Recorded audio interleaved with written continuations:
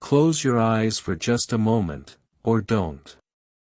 Either way, something remarkable is already happening. Right now, without any effort on your part, your mind is doing what it has always done, it is constructing a world for you. What we experience as reality isn't a perfect recording of the world around us. It is, in every sense, a prediction. Your brain is constantly making its best guess about what is out there, using past experience, context, and expectation, and then quietly filling in the rest.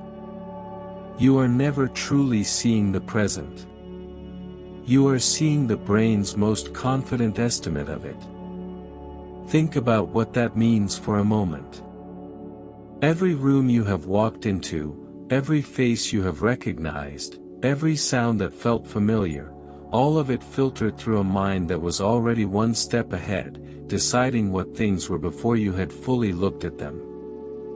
And yet, for all its quiet confidence, the mind is remarkably modest about how much it can hold at once.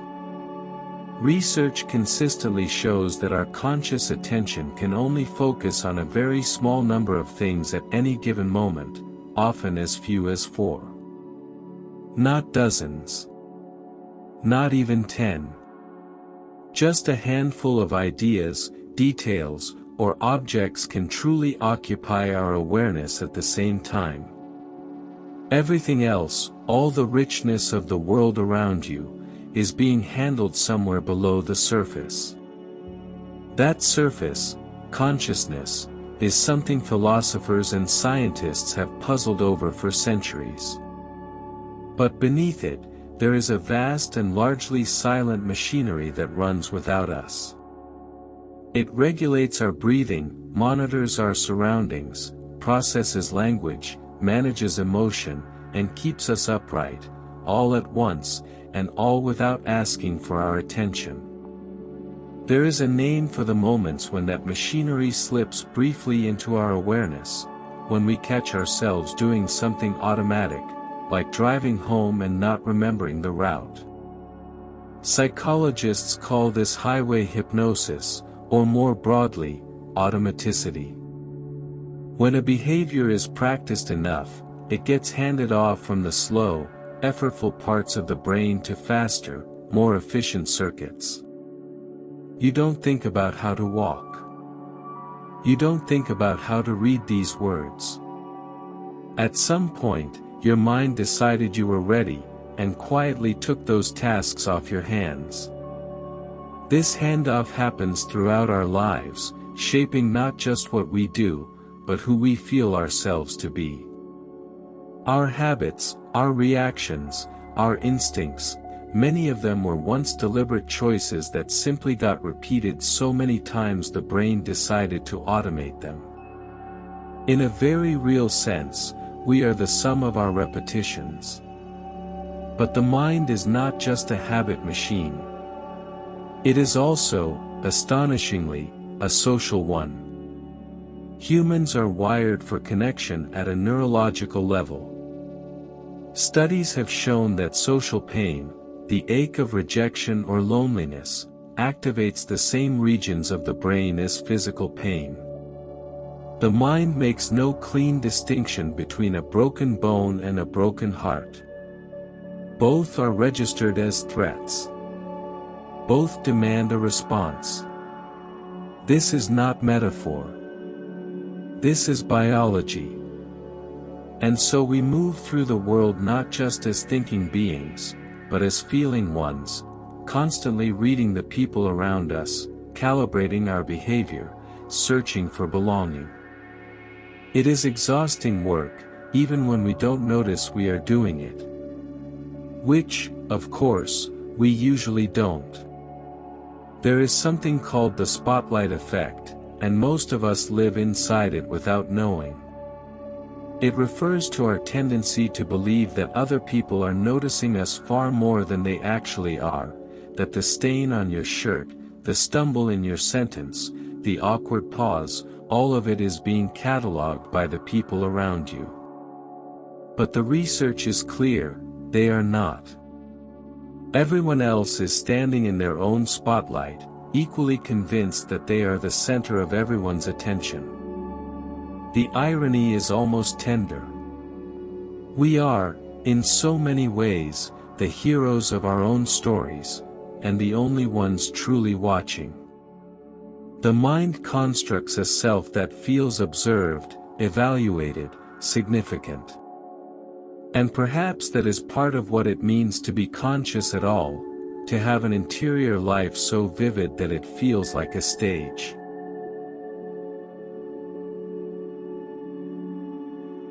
That interior life is never quite the same from one day to the next, and not just because of what happens to us. The brain itself is constantly changing. This is neuroplasticity, the mind's remarkable ability to rewire itself in response to experience. Every time you learn something new, practice a skill, or even think a thought you haven't thought before, you are physically altering the structure of your brain. New connections form. Old ones strengthen or fade. The person reading this is, in a measurable way, not quite the same person who woke up this morning. It is a strangely hopeful idea. That the mind is not fixed. That the patterns we carry, some of them heavy, some of them old, are not permanent. They are pathways that can be rerouted with patience and repetition. The brain that learned fear can also learn calm. The brain that learned helplessness can learn agency. It takes time. But it can be done. Memory, though, memory is where the mind becomes most beautifully, most troublingly human. We tend to think of our memories as recordings, reliable and intact. They are not. Every time we recall something, we are not replaying a file. We are reconstructing it, pulling fragments together, filling gaps with what feels right, coloring it with our current mood and knowledge. Memories shift each time they are retrieved. A memory recalled 100 times is 100 times rewritten. What we remember is always, in some small way, a story we are telling ourselves. This is not a flaw, exactly. It is what makes memory flexible, what allows us to learn from the past without being imprisoned by it. But it also means we should hold our own histories gently, with a little more uncertainty than feels comfortable. The past is not as fixed as it seems. And yet, for all its flexibility, the mind has a profound tendency toward the negative. Psychologists call it negativity bias, the fact that bad experiences, bad feedback, and bad memories tend to stick with us more powerfully than good ones of equal intensity. It is an old feature, not a bug. In a world full of predators and dangers, the mind that paid closer attention to threats survived longer than the one that lingered on the pleasant. We are descendants of the worried. Of the watchful. Of the ones who couldn't quite let it go. Understanding that doesn't make it easier, necessarily. But it does make it make sense. The voice in your head that revisits the awkward conversation, that replays the moment of failure, that notices the one critical comment among a dozen kind ones, that voice is ancient. It was built for a different world. And knowing that, you can begin, slowly, to stop taking it quite so personally. Perhaps the most quietly extraordinary fact about the mind is this: it never fully stops, even when you are asleep. During the night, the brain cycles through distinct stages, and in one of them, the stage we call REM sleep, it becomes almost as active as when you are wide awake. This is when most dreaming occurs, but it is also when the brain consolidates what you have learned, processes what you have felt, and quite literally clears away the metabolic waste that builds up during waking hours. Sleep is not a pause in mental life. It is a continuation of it, quiet, purposeful, and essential. To sleep is not to stop thinking. It is to think in a different way. We left the sleeping mind behind, but let's stay with it just a little longer. Because what happens when we wake matters more than most of us realize. There is a transition, usually brief and barely noticed, between sleep and full waking consciousness. A liminal space where the mind is still partially unmoored. And in that space, something interesting can occur. Some people, in the moments just before sleep or just after waking, experience vivid hallucinations, sounds, shapes, even full scenes, while remaining aware that they are lying in bed. This is called hypnagogia, and it is entirely normal. The brain, hovering between states, begins generating imagery before it has fully committed to either dreaming or waking. Artists, writers, and scientists throughout history have reportedly used this threshold deliberately, letting their minds wander there in search of ideas. Thomas Edison, it is said, would nap in a chair holding steel balls, so that when he drifted off and the balls dropped, the noise would wake him, and he could capture whatever strange vision had just surfaced. The boundary between the sleeping and waking mind is more porous than we tend to assume. And the same is true of many other boundaries the mind seems to draw, between emotion and reason, between self and other, between what we choose and what we simply find ourselves doing. Consider emotion and reason. For much of history, they were treated as opposites, the cool, rational mind on one side, and the warm, irrational heart on the other. But neuroscience has largely dismantled that picture. The research of Antonio Damasio and others showed that patients with damage to the emotional centers of the brain, people who could no longer feel, also struggled to make decisions. Even simple ones. Without emotion to assign weight and meaning to options, the reasoning mind spins without traction. Feelings, it turns out, are not the enemy of good thinking. They are a necessary part of it. Which means that the person who says they make decisions purely with logic, no emotion involved, is likely mistaken, and in ways they can't see. We are always feeling our way through the world, even when we believe we are thinking our way through it. There is a concept called embodied cognition, and it is one of the more quietly radical ideas in modern psychology. It holds that thinking is not something that happens only in the brain, it happens in the body too. The way you sit affects how you feel. The way you breathe affects how you think. Studies have shown that people who hold warm drinks judge others as warmer in personality. That people who carry heavy clipboards rate things as more serious and important. That simply holding a pencil in your teeth, which forces a muscle movement resembling a smile, can make cartoons seem funnier. The mind is not sealed inside the skull. It extends downward, into flesh and bone. This is, in some ways, an ancient idea dressed in new language. Traditions of meditation, yoga, and breathwork have long held that the body and mind are not separate. Modern psychology is arriving at the same place, just from a different direction.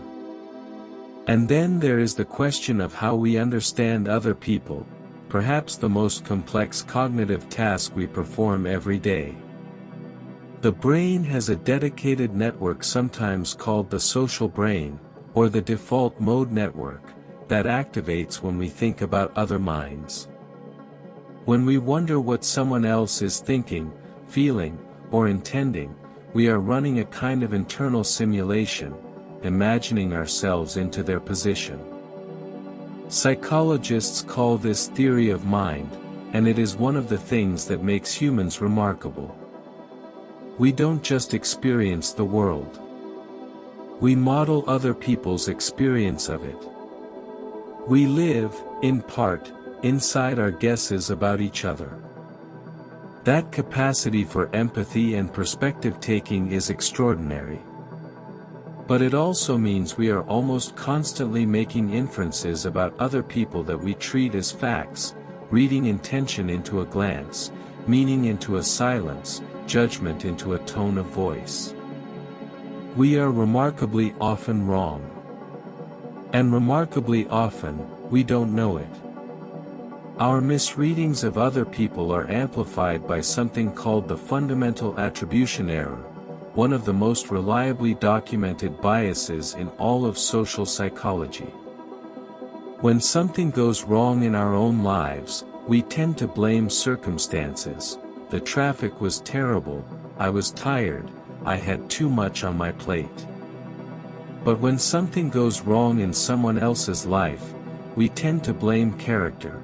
They are careless, they are unkind, they are the kind of person who does that sort of thing. We grant ourselves context. We deny it to others. It is not malice. It is simply how the mind, working quickly and with incomplete information, assigns cause and meaning to behavior. Knowing about this bias doesn't make us immune to it. But it can soften the way we move through the world, loosening the certainty with which we judge, creating just a little more room for the possibility that the person in front of us is doing their best under conditions we can't fully see.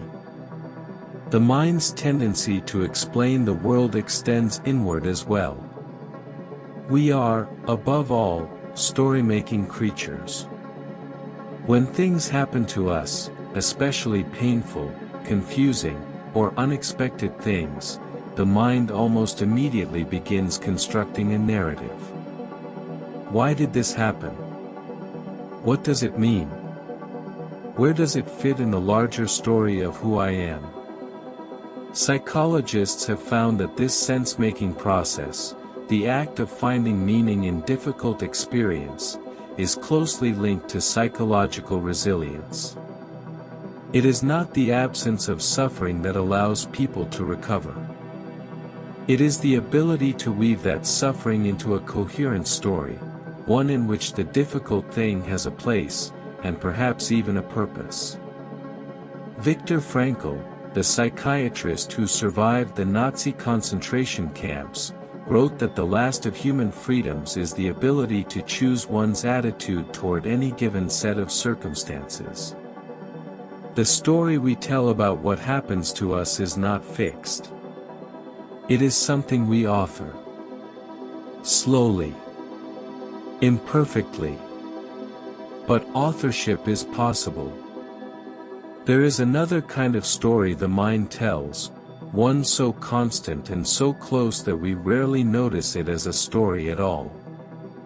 It is the internal monologue, the quiet running commentary that most people experience throughout their waking hours.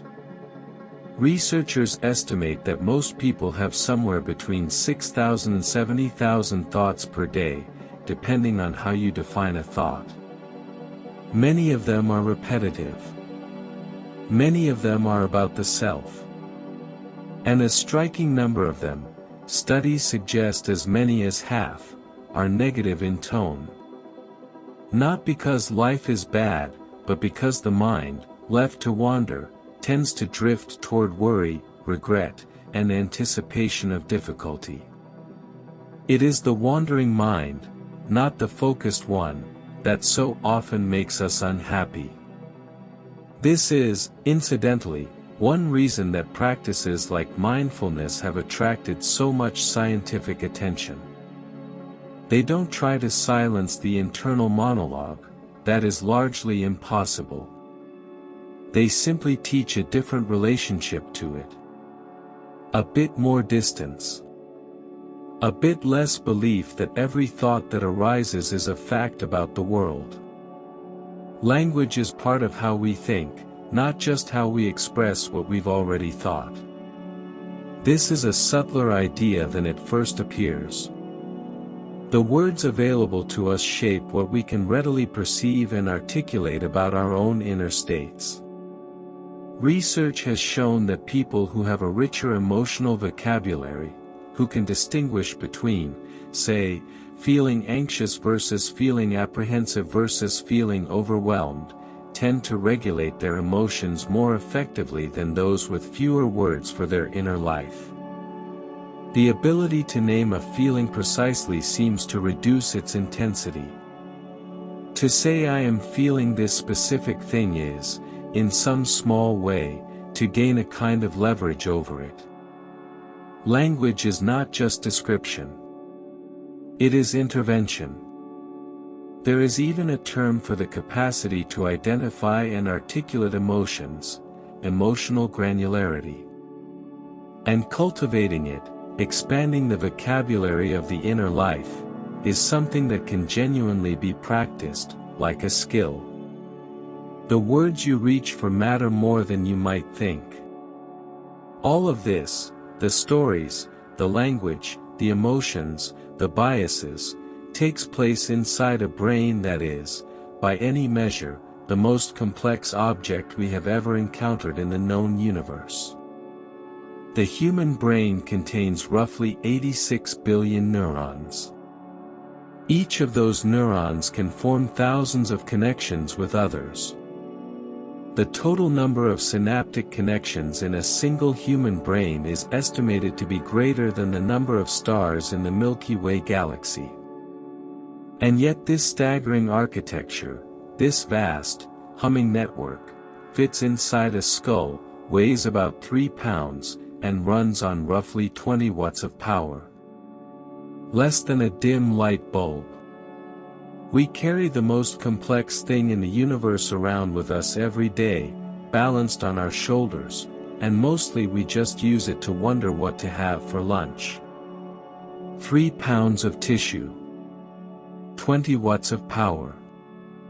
And somehow, from that, arises everything, every love, every fear, every moment of wonder, every act of cruelty, every poem ever written, every apology ever meant.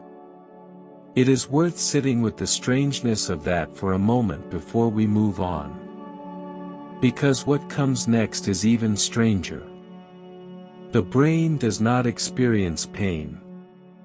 This is one of those facts that feels almost impossible when you first encounter it. The organ responsible for registering every ache and sensation in the rest of your body has no pain receptors of its own. Neurosurgeons can, and sometimes do, perform brain surgery on patients who are fully awake, because the brain itself cannot feel the scalpel. What we call a headache is almost always pain originating in the surrounding structures, the skull, the scalp, the sinuses, the blood vessels, not the brain tissue itself. The mind that experiences all suffering cannot suffer in the most literal, physical sense. There is something almost philosophical about that. The seat of all conscious experience is itself, in one way, beyond experience. It observes everything. It feels nothing directly. And yet the things it does feel, the things it generates, can be more overwhelming than any physical sensation. Which brings us to something the mind does that is at once its greatest gift and its heaviest burden. Humans are one of only a small number of species that appear to be aware of their own mortality. We know, in a way that a dog or a sparrow almost certainly does not, that we will die. That the people we love will die. That everything we build and everything we cherish is temporary. Psychologists Ernest Becker and Sheldon Solomon, among others, have argued that much of human culture, religion, legacy, the drive for fame, the need to belong to something larger than oneself, is, at its roots, a response to this knowledge. We create meaning, in part, to manage the awareness that we are finite. The monuments we build, the children we raise, the work we leave behind, these are, in some deep sense, our answers to mortality. This is not a bleak idea, once you sit with it. It is, in a way, clarifying. The things that matter most to us, connection, contribution, love, matter precisely because time is limited. The urgency is not a flaw in the human condition. It is what gives the human condition its weight. And yet the mind is remarkably skilled at not thinking about the things that disturb it most. Psychologists call this motivated reasoning, the tendency to think in ways that lead us toward conclusions we already want to reach, and away from ones we don't. We don't experience this as bias. We experience it as thinking. The reasoning feels genuine, the logic feels sound, and the conclusion we arrive at, conveniently, happens to be the one that makes us feel better, keeps our worldview intact, or protects our sense of self. We are not lying to ourselves, exactly. We are simply very good at choosing which evidence to look at. The philosopher Jonathan Haidt described moral reasoning as being less like a judge carefully weighing evidence and more like a lawyer hired to defend a verdict already reached. The conclusion comes first, quick, intuitive, emotional. The reasoning comes after, constructing justification. It is a humbling picture of the rational mind. And one that rings uncomfortably true. Closely related is something called confirmation bias, perhaps the most pervasive cognitive bias of all. Once we hold a belief, the mind naturally seeks out information that confirms it and tends to discount, ignore, or forget information that contradicts it. We notice the evidence that fits. We explain away the evidence that doesn't. And in doing so, we become more and more certain of things that may deserve more uncertainty. Studies have shown this operates across virtually all domains: politics, medicine, personal relationships, finance. The more intelligent a person is, researchers have sometimes found, the more skillfully they can rationalize their existing beliefs. Intelligence, without self-awareness, can make confirmation bias worse, not better. The antidote, if there is one, seems to be something simple and difficult in equal measure: the genuine willingness to ask not just, what supports what I already think, but, what would change my mind? Most of us, if we are honest, encounter that question very rarely. And answer it even less. The mind's relationship with time is one of its most distinctive features, and one of its greatest sources of both pleasure and suffering. Unlike most animals, humans spend a significant portion of their mental lives not in the present moment at all. We replay the past. We anticipate the future. We imagine alternative versions of events that never happened, the conversation we should have had, the road not taken, the version of our life in which things went differently. Psychologists call this mental time travel, and it is a genuinely remarkable ability. It allows us to learn from experience, plan ahead, and imagine possibilities that don't yet exist. It is also, research shows, a reliable source of unhappiness when it goes unchecked. A wandering mind is often, at its core, a time-traveling one. The present moment, this one, right now, is curiously undervalued by the mind that is living it. We rush through now toward a future that, when it arrives, we will also rush through. And somewhere in that rushing, the actual texture of living quietly slips past. There is a phenomenon called the peak-end rule, discovered by psychologist Daniel Kahneman, that reveals something startling about how the mind evaluates experience. When we look back on an event, a vacation, a medical procedure, a conversation, we do not average across the whole thing. We judge it primarily by two moments, the most intense point, and how it ended. The duration barely matters. A painful experience that ends gently is remembered more favorably than a less painful one that ends badly. A wonderful holiday with a difficult final day can color the entire memory. The experiencing self and the remembering self, Kahneman showed, are not the same. And it is the remembering self that writes the story. This has practical implications that are almost too simple. Endings matter enormously, in relationships, in conversations, in the small rituals that close a day. How something ends shapes how it will be carried.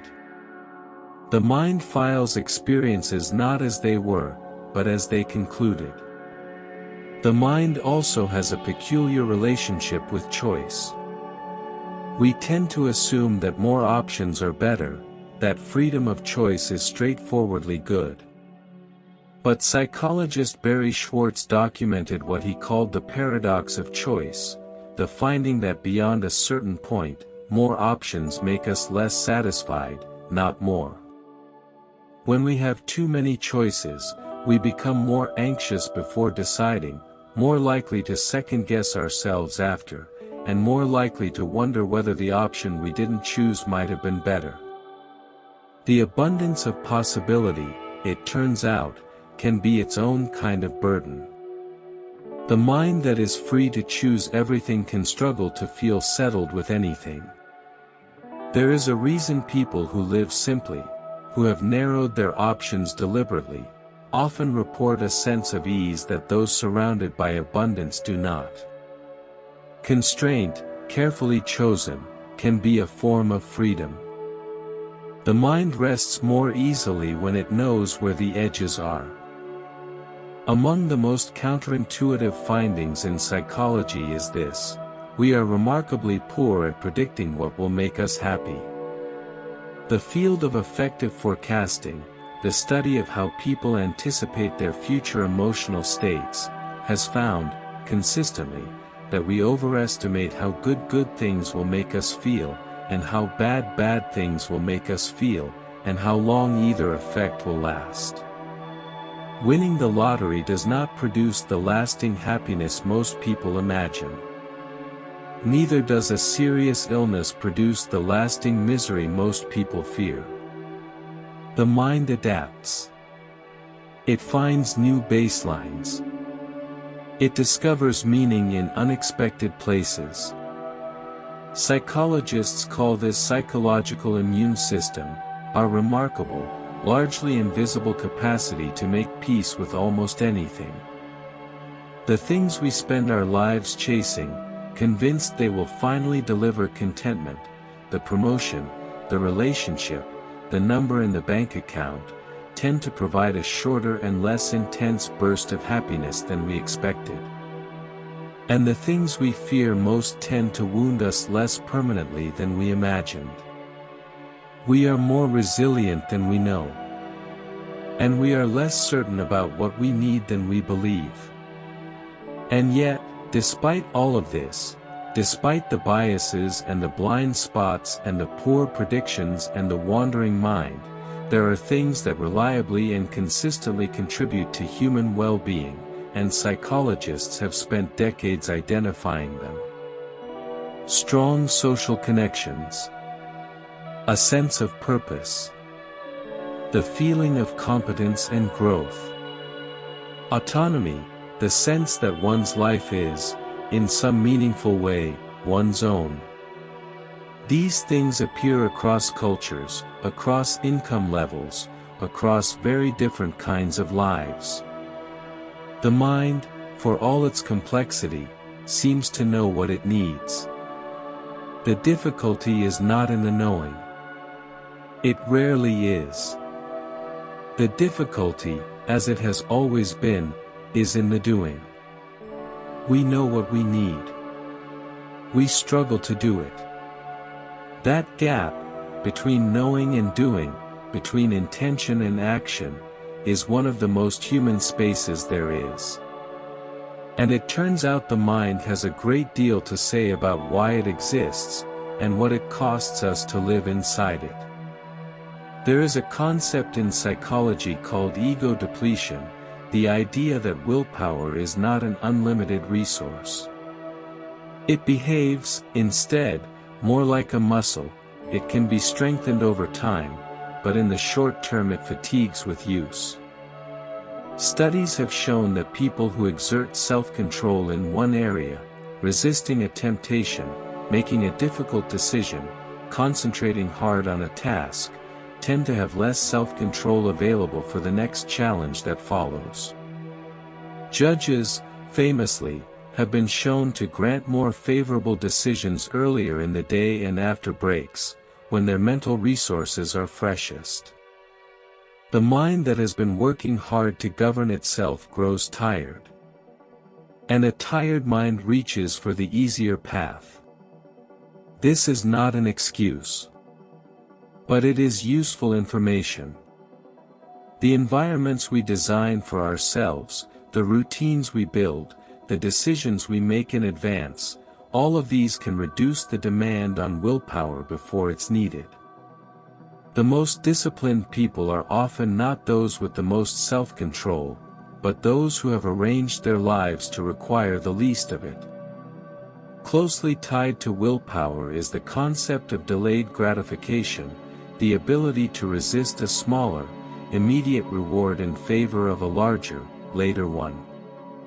The famous marshmallow experiments of the 1960s and 70s, conducted by Walter Mischel at Stanford, showed that young children who were able to wait for a second marshmallow tended, years later, to have better academic outcomes, healthier relationships, and greater life satisfaction than those who could not wait. The ability to tolerate discomfort in the present for the sake of the future, this seemingly simple skill, turned out to be one of the most powerful predictors of long-term well-being ever identified. Though later research has added nuance, the ability to wait is also shaped by trust, by environment, by whether waiting has historically paid off. It is not purely a matter of character. Context matters deeply. What the mind chooses to do in any given moment is rarely determined by character alone. It is always a negotiation between impulse and environment, between what we want right now and what we believe is possible, for us, in this life, with this history. The mind is also profoundly sensitive to how things are framed.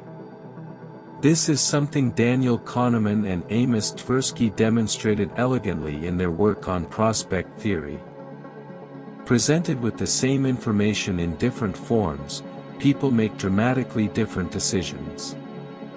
A medical treatment described as having a 90% survival rate is chosen far more often than one described as having a 10% mortality rate, even though these are identical facts. We respond not to reality itself, but to the way reality is presented to us. The frame is not neutral. It shapes the choice. And the people and systems that design our choices, governments, advertisers, employers, know this, whether or not we do. This insight gave birth to the field of behavioral economics, and to the concept of nudges, small changes to how choices are presented that can dramatically shift behavior without restricting freedom. The default option on an organ donor form, the placement of healthy food in a cafeteria, the wording of a pension enrollment form, all of these are frames. All of them are decisions someone made about how to shape your decision. The mind that thinks it is choosing freely is always, to some degree, choosing within a landscape someone else designed. And then there is the strange business of how the mind assigns value in the first place. We tend to believe our preferences are stable and genuine, that we know what we like, what we want, what matters to us. But research suggests our sense of value is far more constructed and contextual than it feels. One striking demonstration is the anchoring effect. When people are exposed to a random number before making an estimate, even one they know to be arbitrary, that number pulls their estimate toward it. A high anchor produces higher estimates. A low one, lower. The mind reaches for a reference point, even a useless one, and uses it to orient itself. Our sense of what something is worth is never formed in a vacuum. It is always formed in relation to something else. This is why the first price you see in a negotiation tends to set the terms of what follows. Why the first candidate interviewed for a job shapes how every subsequent candidate is evaluated. The mind is always triangulating, always comparing, always locating itself on a relative scale. Absolute value, it turns out, is something the brain rarely deals in. There is something called the Dunning-Kruger effect, and it has become one of the most widely cited, and most widely misunderstood, findings in modern psychology. The original research, conducted by David Dunning and Justin Kruger in 1999, showed that people with limited knowledge in a domain tend to significantly overestimate their competence, while people with genuine expertise tend to be more uncertain and more aware of what they don't know. The pattern has been replicated across many fields: logical reasoning, grammar, financial literacy, medical knowledge. It is not that ignorant people are arrogant. It is that competence, ironically, brings with it the awareness of how much there is still to learn. The more you know, the more clearly you can see the edges of what you know. Socrates, who lived 2,500 years before the study was ever conducted, apparently understood this intuitively. The wisest person, he suggested, is the one who knows that they do not know. The mind that is most certain is often, quietly, the least informed. The mind is exquisitely sensitive to social comparison, perhaps more than any other single input. Leon Festinger, who proposed social comparison theory in the 1950s, argued that humans have a fundamental drive to evaluate themselves, and that in the absence of objective measures, we do so by comparing ourselves to others. This was observable long before social media. But social media has given it a new and particularly potent form. The platforms that now occupy so much of our attention are, structurally, engines of comparison, curated highlights of other lives, presented in an endless scroll, optimized for engagement rather than for accuracy or well-being. The mind was not built for this volume of social comparison. And the research on what it does to our sense of self, particularly among young people, is not encouraging. But the comparison drive itself is not the enemy. It is simply a tool the mind uses to orient itself.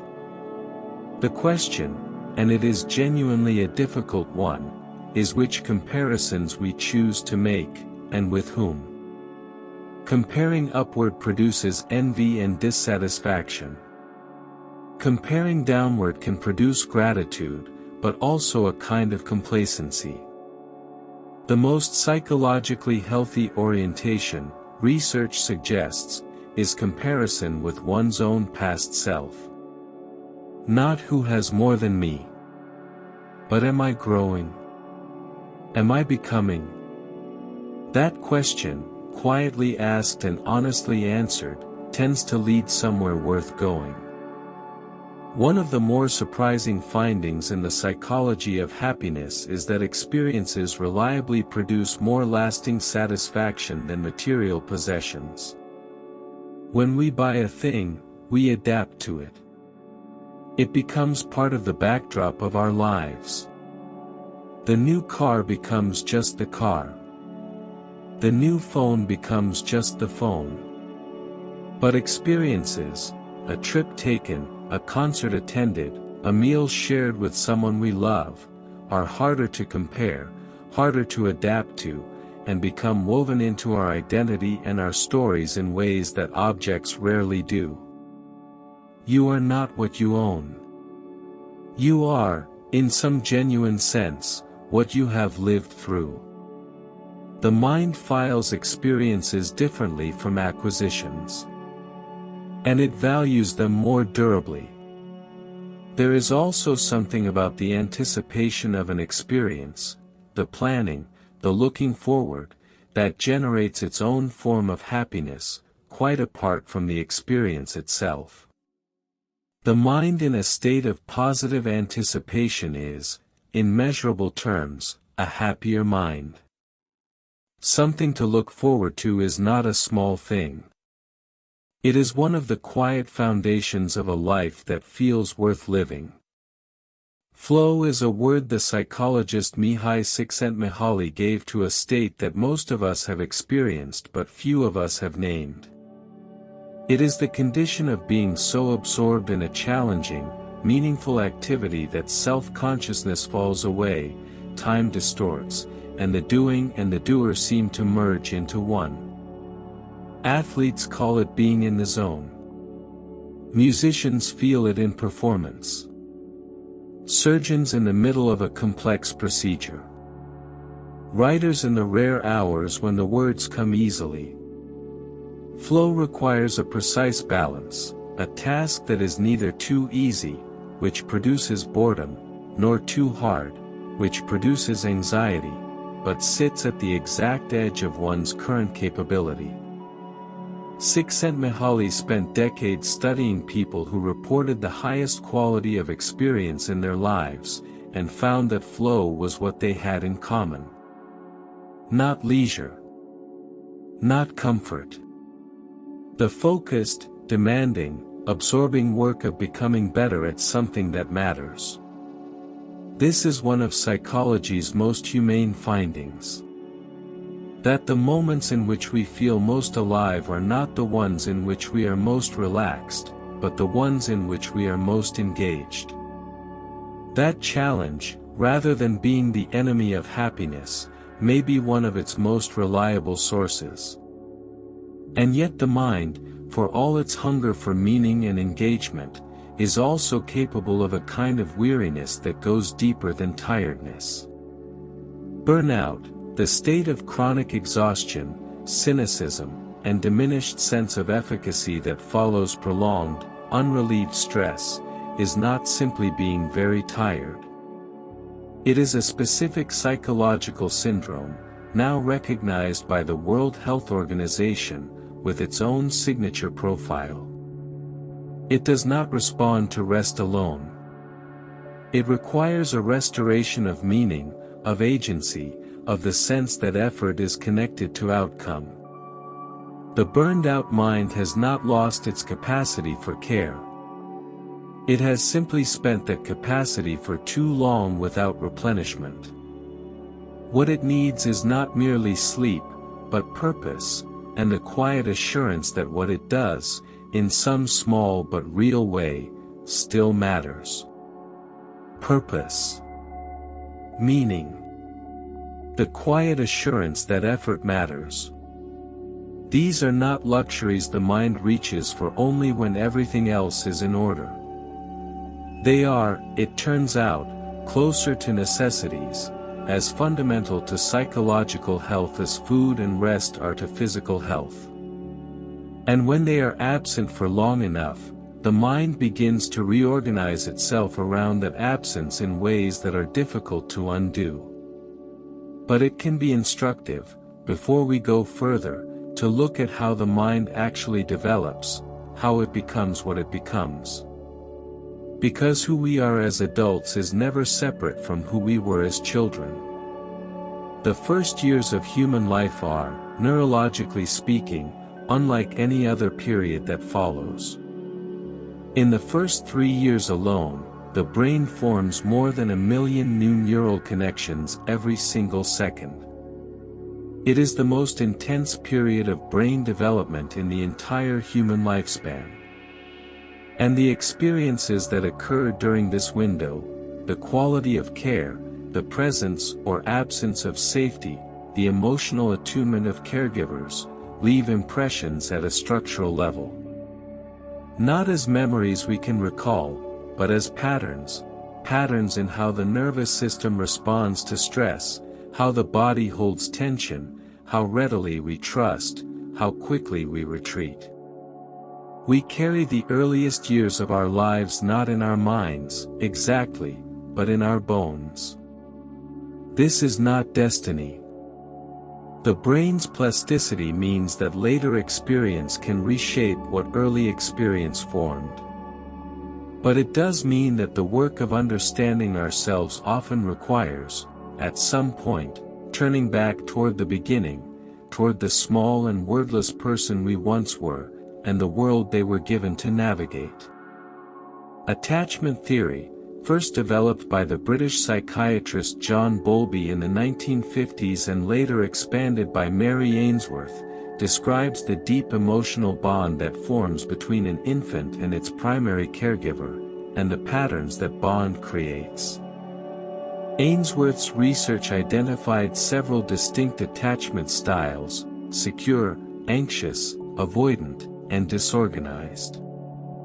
Children who develop a secure attachment, whose caregivers are consistently responsive and emotionally available, tend to grow into adults who find relationships relatively comfortable, who can both give and receive care without excessive fear or guardedness. Those whose early attachment was less reliable tend to carry different patterns into adulthood, either leaning toward anxiety and hypervigilance in relationships, or toward distance and self-sufficiency as a defense. These are not fixed fates. But they are real starting points, and for many people, understanding their attachment style is the beginning of understanding a great deal about their adult lives. What we learned about love in our very first relationships, before we had words, before we had self-awareness, before we could possibly have understood what was happening, we carry forward as a template. And that template operates quietly, shaping who we are drawn to, what we fear in intimacy, how we behave when we feel threatened by loss. Most of the time, we have no idea it is there. Childhood is also the period in which the brain is most susceptible to the effects of chronic stress. Researchers have identified what they call adverse childhood experiences, things like abuse, neglect, household dysfunction, the loss of a parent, and found that their cumulative effect on long-term physical and mental health is profound. The more of these experiences a child accumulates, the higher their statistical risk for depression, anxiety, heart disease, addiction, and a shortened lifespan. The mechanism is partly biological. Chronic early stress dysregulates the stress response system, leaving it calibrated for danger long after the danger has passed. The body that learned to be always ready, always braced, can find it very difficult to fully stand down. Healing, in these cases, is often less about learning new things than about slowly, carefully teaching the nervous system that the old thread is gone. And yet, and this is important, the research also shows that even one stable, caring relationship with a trusted adult during childhood can significantly buffer the effects of adversity. One person. That is all it takes to shift the trajectory. The implications of that finding are larger than any policy or program. They are a reminder that the presence of a caring human being is one of the most powerful forces in existence. The mind does not develop in isolation, it develops in relationship. And one of the most fascinating aspects of that relational development is the emergence of the self-concept, the story we come to tell about who we are.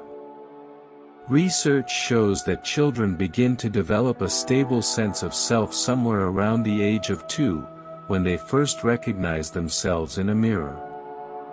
But the content of that self, whether it is experienced as worthy or unworthy, capable or incapable, lovable or fundamentally flawed, is shaped almost entirely by the reflected responses of the people around them. We learn who we are by watching how others respond to us. The self is, in its origins, a social construction, built from the outside in, long before we have any say in the matter.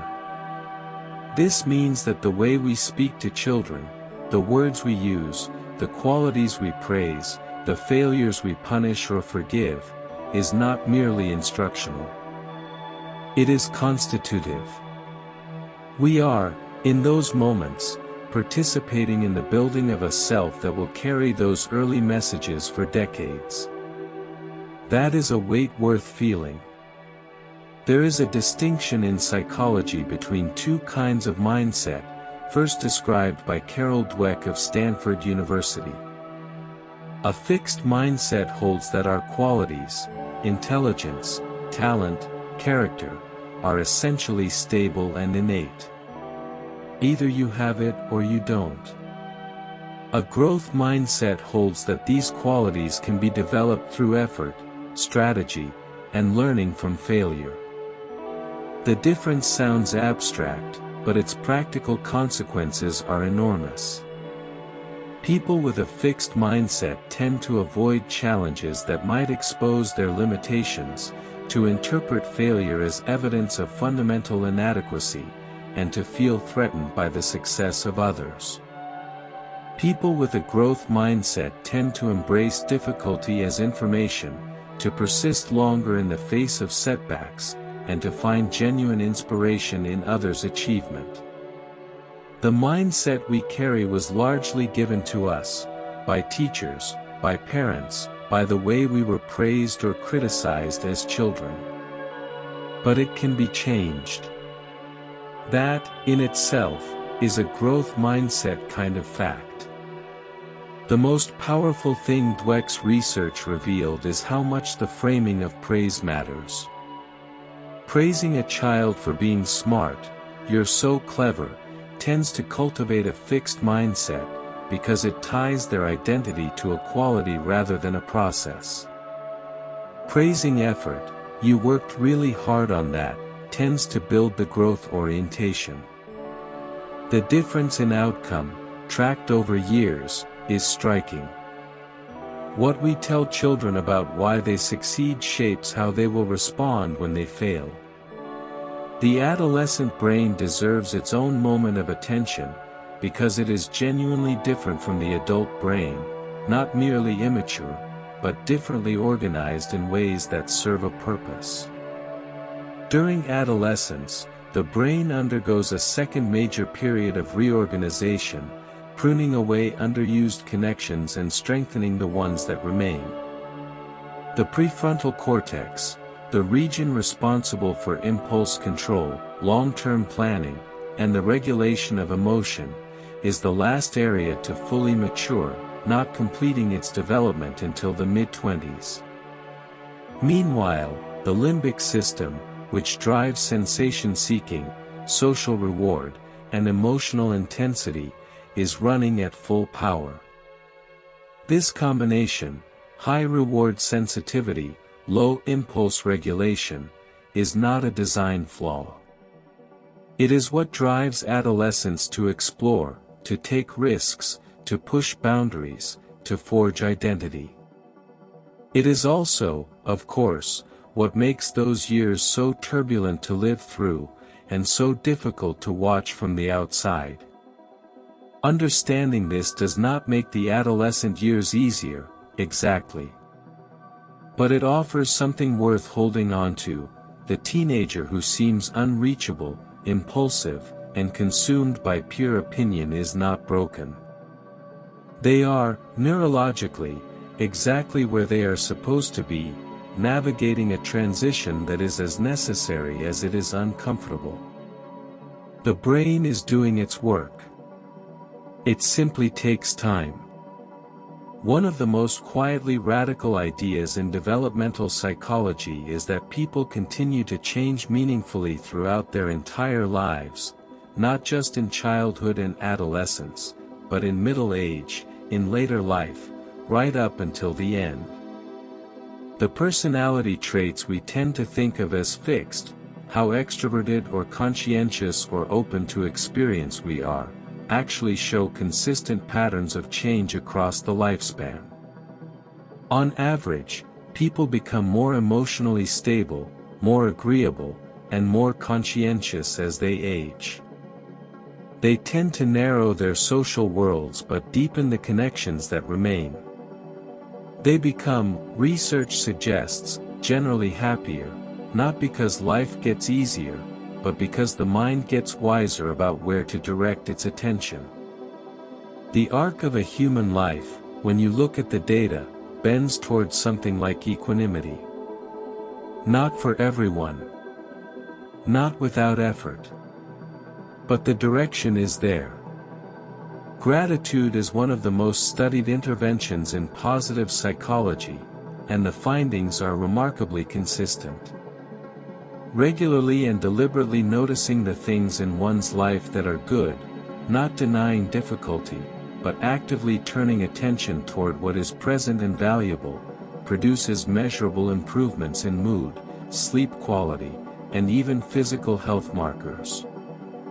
Martin Seligman, one of the founders of positive psychology, found that a simple exercise, writing down 3 good things that happened each day, and why they happened, produced lasting increases in well-being even weeks after participants stopped doing it. The mind, trained toward gratitude, seems to develop a new attentional habit. It begins to notice the good more readily, as a kind of reflex. What we practice, we become. Even in perception. And then there is awe, perhaps the least studied and most underestimated of all human emotions. Awe is what we feel in the presence of something vast, something that exceeds our current frameworks for understanding the world. A mountain range at dawn. A piece of music that seems to contain more than music. A night sky on a clear night far from any city. The birth of a child. Research by Dr. Keltner and others has found that awe produces a distinctive cluster of effects. It shrinks the perceived size of the self, expands the sense of time, increases feelings of connection to others, and promotes pro-social behavior. People who experience awe regularly report higher levels of well-being and greater sense of meaning. It turns out that the feeling of being small, truly, genuinely small, is one of the things that makes us feel most fully alive. The mind that encounters something larger than itself does not collapse. It expands. The mind that expands in the presence of awe is also, in quieter moments, a mind that wonders about itself. What am I, exactly? Where do my thoughts come from? Who is the one doing the noticing? These are not merely philosophical questions. They are questions the science of the mind is still actively, and humbly, trying to answer. And the further in we look, the stranger and more wonderful the territory becomes. Consciousness, the simple, staggering fact of subjective experience, the quality of what it is like to be you, right now, reading these words, remains one of the deepest unsolved problems in all of science. Philosopher David Chalmers called it the hard problem, not just explaining how the brain processes information, but explaining why any of that processing feels like anything at all. Why is there an inner life? Why, when light hits your retina and signals travel to your visual cortex, is there also the experience of seeing, the redness of red, the warmth of sunlight? We can map the neural correlates of consciousness in extraordinary detail. What we cannot yet explain is the gap between the map and the territory, between the firing of neurons and the presence of experience. It may be the deepest mystery the human mind has ever turned upon itself. And yet, despite not knowing what consciousness is, we know a great deal about its textures, how it shifts, what disrupts it, what expands it, what the mind does when consciousness is altered or suspended. Some of those findings are among the most surprising in all of psychology. The placebo effect is perhaps the most elegant demonstration of the mind's power over the body. When people receive a treatment they believe to be effective, even if it contains no active ingredient whatsoever, they frequently improve. Pain diminishes. Symptoms ease. In some studies, placebo surgery, where patients are put under anesthesia and given small incisions that heal, but nothing else is done, has produced outcomes comparable to the real procedure. The brain, convinced that healing is occurring, initiates genuine physiological changes, releasing endorphins, modulating immune responses, altering the activity of pain-processing regions. The belief is not merely accompanying the healing. In a very real sense, it is the healing. The boundary between the psychological and the physical is far more permeable than medicine long assumed. There is an even more remarkable wrinkle: open-label placebos, where patients are told explicitly that they are receiving a sugar pill with no active ingredient, have also shown therapeutic benefit in some conditions. The mind, it seems, can produce a healing response even when it knows it is being asked to. The ritual of care, the act of taking something, the attention of a practitioner, these things carry their own medicine, independent of pharmacology. What we believe shapes what our bodies do. And sometimes, it does so even when we know we believe it. The nocebo effect is the placebo's darker twin, and it is equally real. When people are told that a treatment will produce side effects, they experience those side effects at higher rates, even when the treatment contains nothing that could cause them. When people believe they have been exposed to something harmful, a chemical, a frequency, a food, they can develop genuine, measurable symptoms in response to that belief alone. In one striking study, people told they were sensitive to electromagnetic fields reported physical discomfort when they believed a device was active, even when it was not. The mind that expects harm generates harm. Expectation shapes experience in both directions. Our beliefs about our bodies are not neutral observations. They are instructions. Pain itself, one of the most universal of all human experiences, is far more psychological than most of us realize. The gate control theory of pain, proposed by Ronald Melzack and Patrick Wall in 1965, was among the first to formally recognize that pain is not simply a signal transmitted from a site of injury to the brain. It is a construction, an output generated by the brain based on a complex assessment of threat, context, meaning, and expectation. The same injury can produce vastly different levels of pain depending on what the person believes about it. Soldiers wounded in battle have reported feeling little pain during the injury itself, the context of survival overriding the signal. Chronic pain, in many cases, persists long after the original tissue damage has healed, because the nervous system has become sensitized, trained, in a sense, to keep broadcasting danger. Pain is real. But it is also interpretive. And that means it can, in some cases, be approached through the mind as well as the body. This is not the same as saying pain is imagined, or that people who suffer should simply think differently. It is saying something more nuanced and, ultimately, more hopeful, that the experience of pain is not fixed, not purely mechanical, and not beyond the reach of psychological intervention. The mind that learned to amplify pain can, with the right support, learn to turn down the volume. We are exactly halfway through our 100 facts, and it feels right to pause here on something fundamental. Of all the things psychology has studied, all the biases, the developmental stages, the social dynamics, the cognitive quirks, the single factor that most consistently predicts mental and physical health, longevity, and life satisfaction is the quality of our close relationships. Not wealth. Not fame. Not intelligence or status or achievement. Relationships.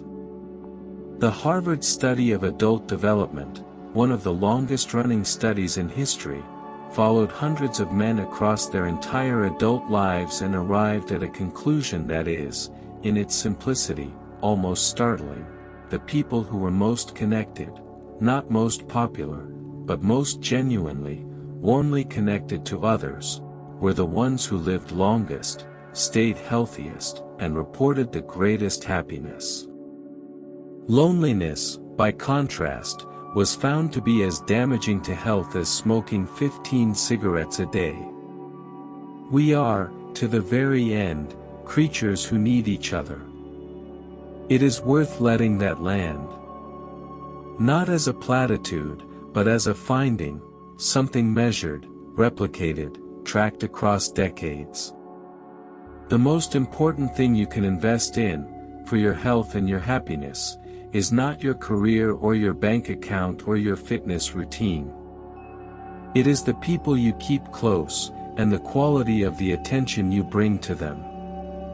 And yet relationships are also where the mind is most vulnerable, most prone to the distortions and defenses that psychology spends so much of its time cataloging. One of the most powerful of these is projection, the unconscious tendency to attribute to other people feelings, motives, or qualities that actually belong to ourselves. The person who accuses others of dishonesty without recognizing their own deceptions. The one who sees aggression everywhere they look, blind to the anger they carry. Projection was described most fully by Sigmund Freud, but its mechanics have been confirmed in subtler ways by modern research. The mind, unable or unwilling to see something in itself, places it outside, onto others, onto the world. What irritates us most in other people is often, if we look carefully, something we have not yet made peace with in ourselves. Related to projection is the concept of the shadow, developed by the Swiss psychiatrist Carl Jung. Jung proposed that the psyche contains not just the parts of ourselves we identify with and present to the world, but also the parts we have rejected, hidden, or never allowed to develop, the shadow self. These disowned qualities do not disappear. They go underground, emerging in dreams, in intense emotional reactions, in the things we cannot tolerate in others. Jung believed that psychological wholeness required bringing these hidden parts into conscious awareness, not acting them out, but acknowledging them, integrating them, making them part of a fuller self-knowledge. What we refuse to see in ourselves, he argued, has far more power over us than what we see clearly. The darkness we carry in secret weighs more than the darkness we have named. Forgiveness is one of the most studied topics in the psychology of relationships, and one of the most misunderstood. Research is clear that forgiveness benefits the forgiver, not just the forgiven. Carrying resentment, replaying injury, rehearsing grievance, maintaining the psychological posture of being wronged, is associated with elevated stress hormones, higher blood pressure, disrupted sleep, and diminished immune function. Forgiveness, by contrast, is associated with lower anxiety, better cardiovascular health, and stronger social relationships. But it is important to understand what forgiveness is not. It is not condoning what happened. It is not reconciling with someone who remains harmful. It is not forgetting. It is, at its core, a private act, the decision to release oneself from the ongoing cost of carrying the wound. It is done for the sake of the one who was hurt, not the one who did the hurting. That reframing changes everything about how the mind approaches it. Loneliness, which we touched on earlier, deserves its own moment. It is not the same as being alone.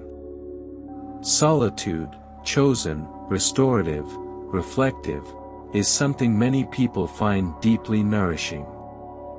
Loneliness is something else, the painful experience of feeling disconnected, unseen, or excluded, regardless of how many people are physically nearby. One can be profoundly lonely in a marriage, in a crowded city, in the middle of a party. And one can feel deeply connected in genuine solitude, held by the sense that one belongs somewhere, to someone, in some way that matters. The distinction is important because it shifts the question from how many people surround me to how well am I truly known by even one of them. Depth, not volume. Presence, not proximity.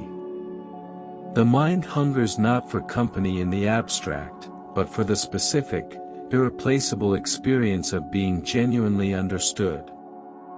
To be genuinely understood. That is what the lonely mind is reaching for. And it raises a question that psychology has spent considerable effort trying to answer: what actually allows that kind of understanding to happen?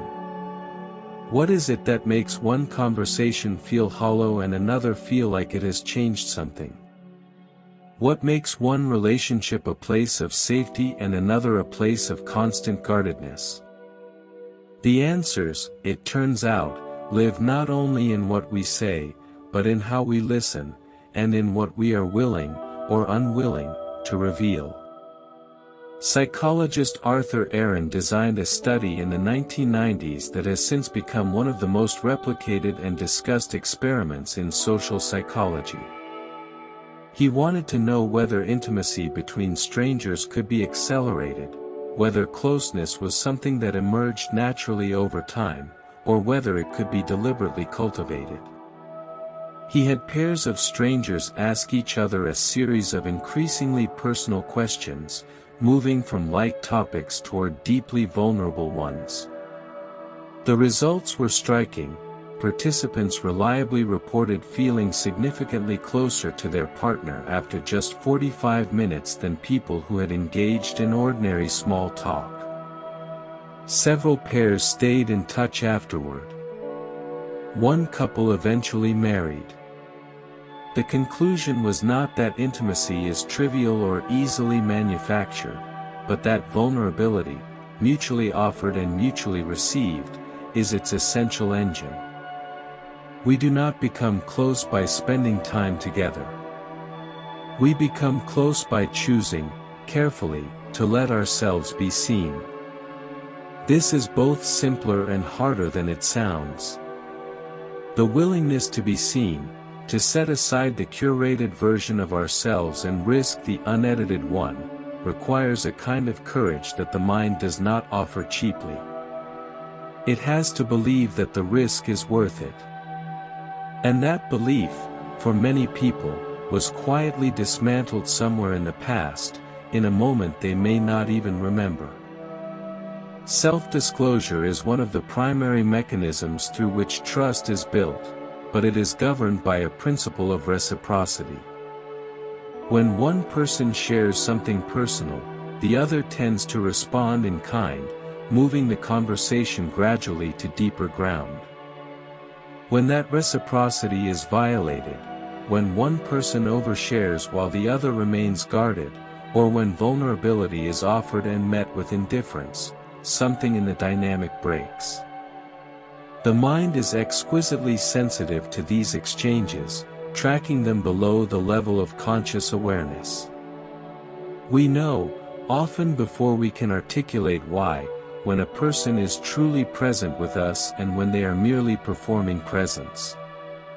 The body knows it too, in the quality of attention, in the micro-expressions of the face, in whether the eyes are listening or simply waiting for their turn to speak.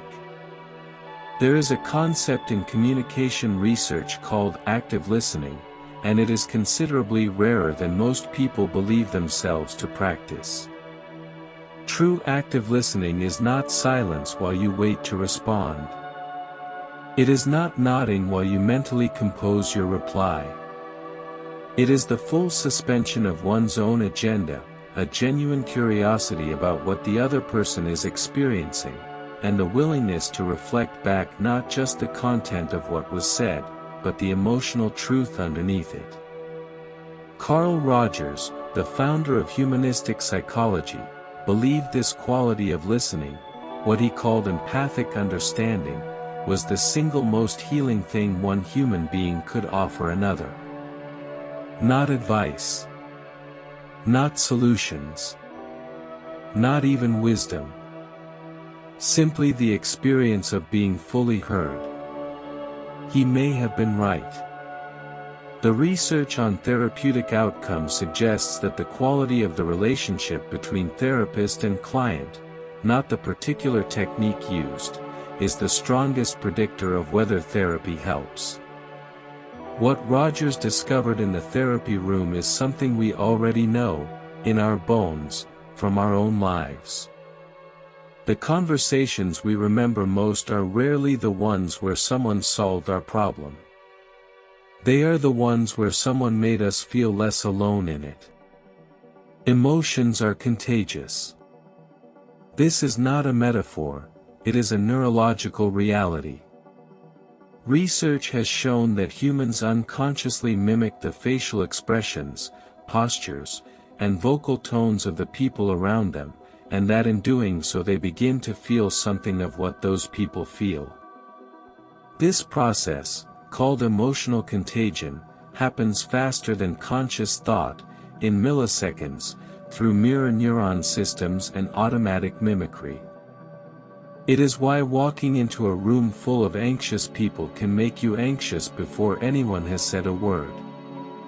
Why laughter spreads through a crowd. Why the mood of one person in a household can quietly shift the emotional weather of everyone in it.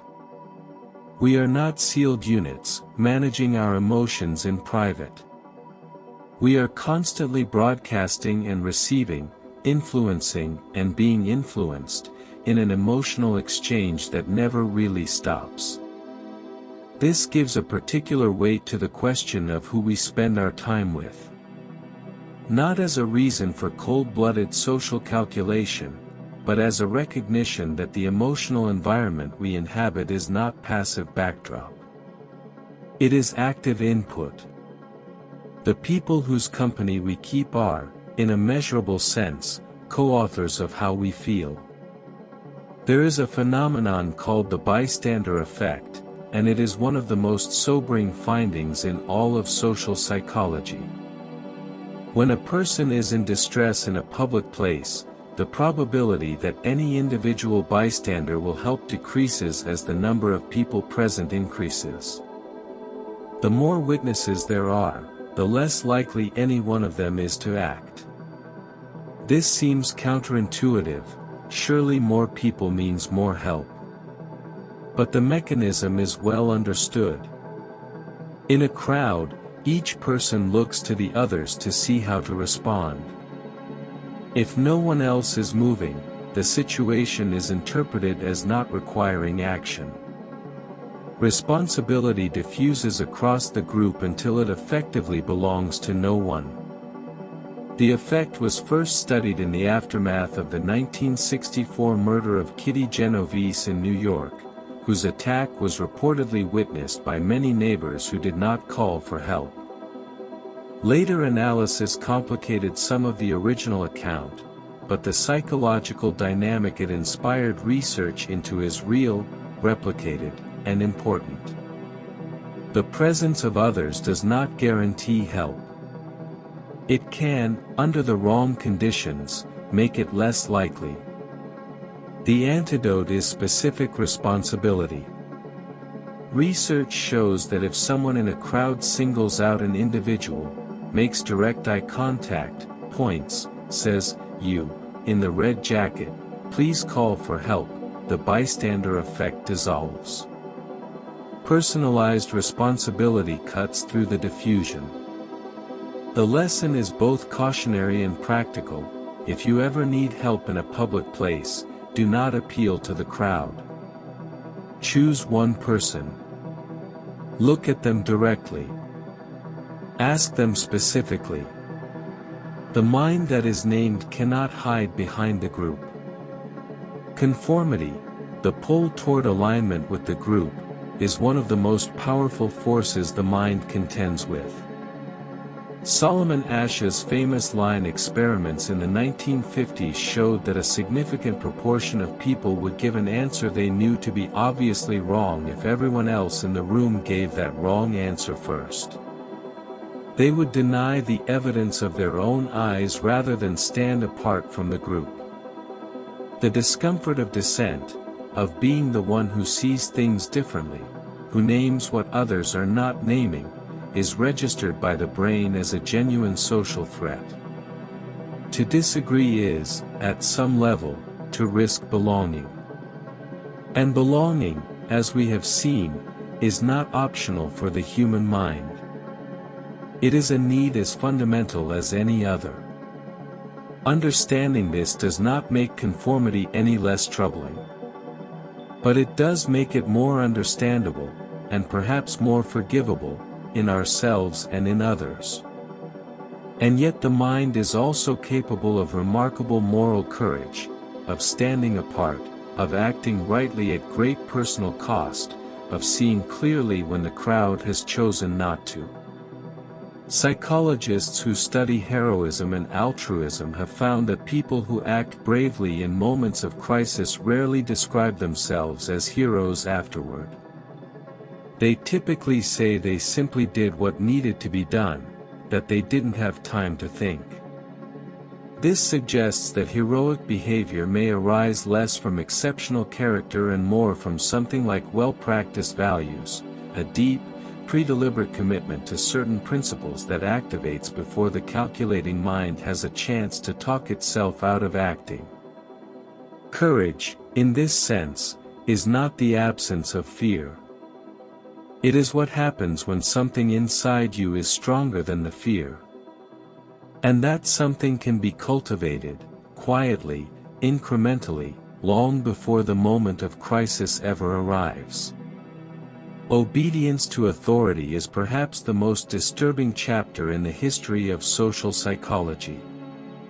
Stanley Milgram's experiments in the 1960s, conducted in the shadow of the Nuremberg trials, set out to answer a troubling question: how much pain would ordinary people inflict on others simply because an authority figure told them to?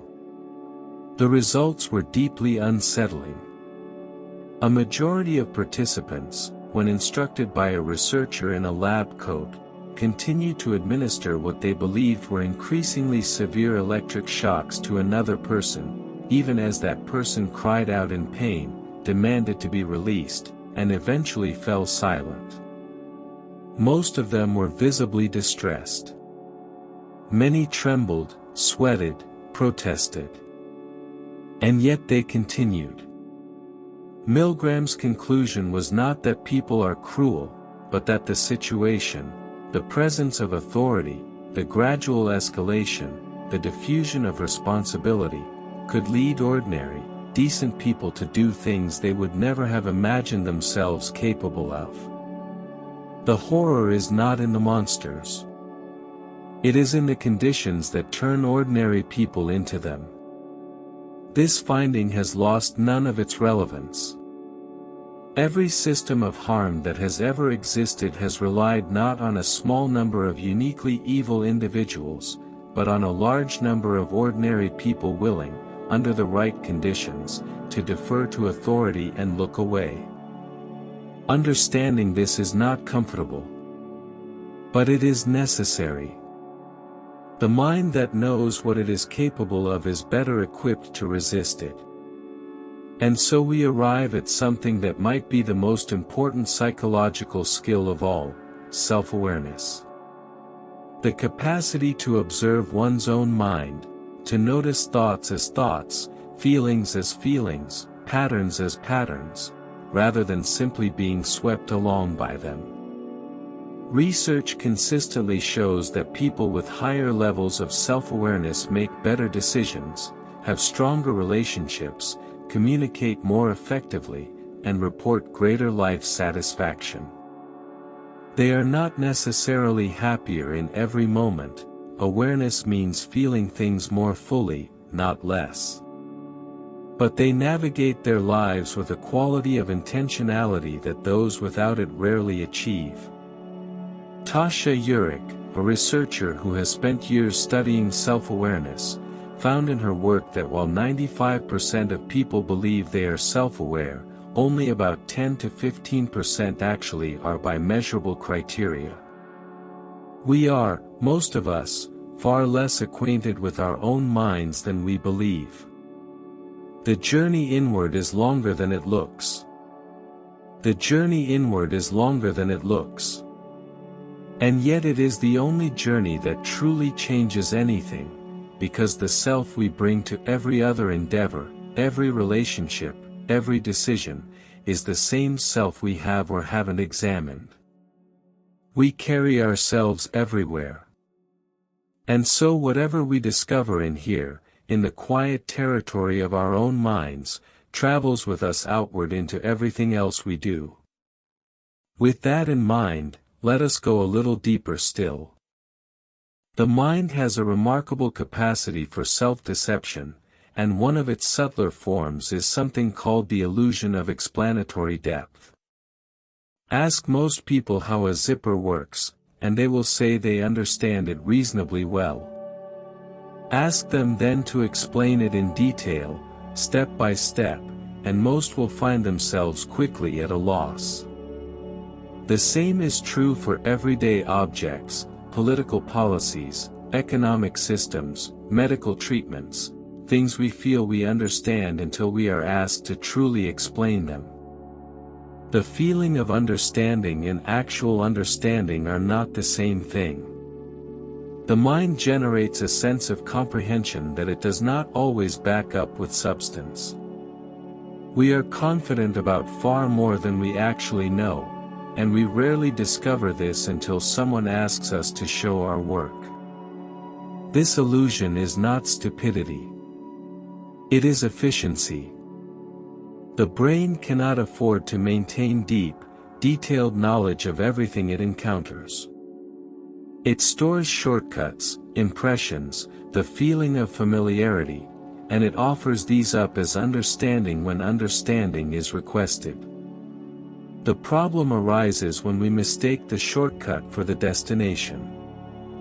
When we act on the confidence of a feeling of knowing without stopping to check whether the knowledge is actually there. Creativity, one of the qualities most prized in human beings, is itself one of the least understood. For a long time it was assumed to be a rare gift, unevenly distributed, the province of artists and geniuses. But research has painted a more democratic and more interesting picture. Creativity is not a single thing. It involves the ability to make unexpected connections between distant ideas, to tolerate ambiguity long enough for new forms to emerge, to break from habit and approach the familiar as if it were strange. And it appears to depend heavily on states of relaxed, unfocused attention, the kind of mind-wandering that the modern world conspires constantly to interrupt. Many people report their best ideas arriving in the shower, on a walk, in the moments just before sleep. Not because those settings are magical, but because they are among the few remaining spaces where the mind is allowed to roam without direction. Boredom, it turns out, is not the enemy of creativity. It may be one of its most reliable preconditions. This is worth sitting with in a world that has largely declared war on unstructured time. Every moment that might once have been idle is now available to be filled, with content, with stimulation, with noise. And in filling those moments, we may be quietly foreclosing something the mind needs, the spaciousness in which new things can form. The creative mind is not the busy mind. It is the mind that has been given room. Sleep, which we touched on early in our journey, returns here in a different light. Because it is not only during waking rest that the creative mind does its best work, it is also during sleep itself. The brain, during the night, engages in a process of memory consolidation that involves replaying and reorganizing the experiences of the day, making connections between new information and existing knowledge in ways the waking mind rarely manages. This is why sleeping on a problem genuinely helps. Why the solution that eluded you all afternoon sometimes presents itself clearly the following morning. The sleeping brain is not resting from the work of thinking. In some sense, it is doing the deepest thinking of all, assembling, in the dark, the insights that will be waiting for you when you open your eyes. The mind's relationship with music is one of its most intimate and least fully explained. Music activates more areas of the brain simultaneously than almost any other stimulus, engaging auditory processing, motor systems, memory, emotion, and the reward circuitry all at once. It can evoke memories with a vividness and immediacy that other cues rarely match. It can regulate mood, reduce perceived pain, synchronize heartbeats in a group of listeners, and in the final stages of Alzheimer's disease, when language and recognition have largely gone, it can still reach people, unlocking responses that nothing else can access.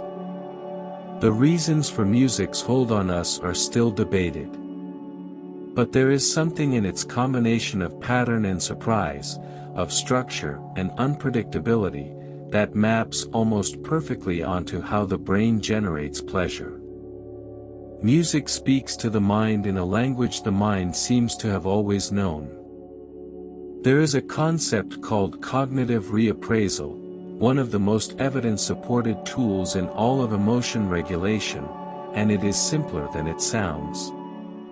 It refers to the practice of consciously reinterpreting the meaning of a situation in a way that changes its emotional impact. Not denying what has happened. Not suppressing how you feel. But asking, is there another way to see this? The physiological arousal before a difficult event, the racing heart, the heightened alertness, can be interpreted as anxiety. Or, with a deliberate shift of frame, it can be experienced as excitement. The body state is identical. The meaning assigned to it is different. And that meaning shapes the experience that follows. Research has found that people who regularly use cognitive reappraisal report lower levels of depression and anxiety, better relationships, and greater overall well-being. The story we tell about what is happening to us is not fixed.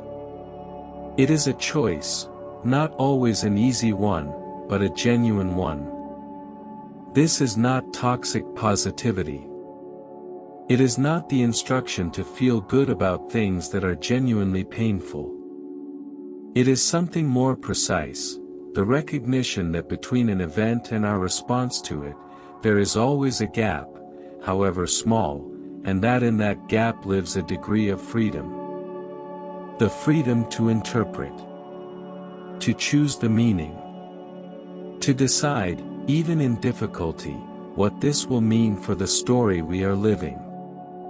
Rumination, the tendency to repeatedly and passively focus on distress, replaying painful events without moving toward resolution, is one of the strongest predictors of depression known to psychology. It is different from reflection, which is active and purposeful, and different from problem solving, which is directed toward change. Rumination is the mind caught in a loop, returning again and again to the same wound, the same question, the same grievance, without getting any closer to an answer. It feels like thinking. It functions like a trap.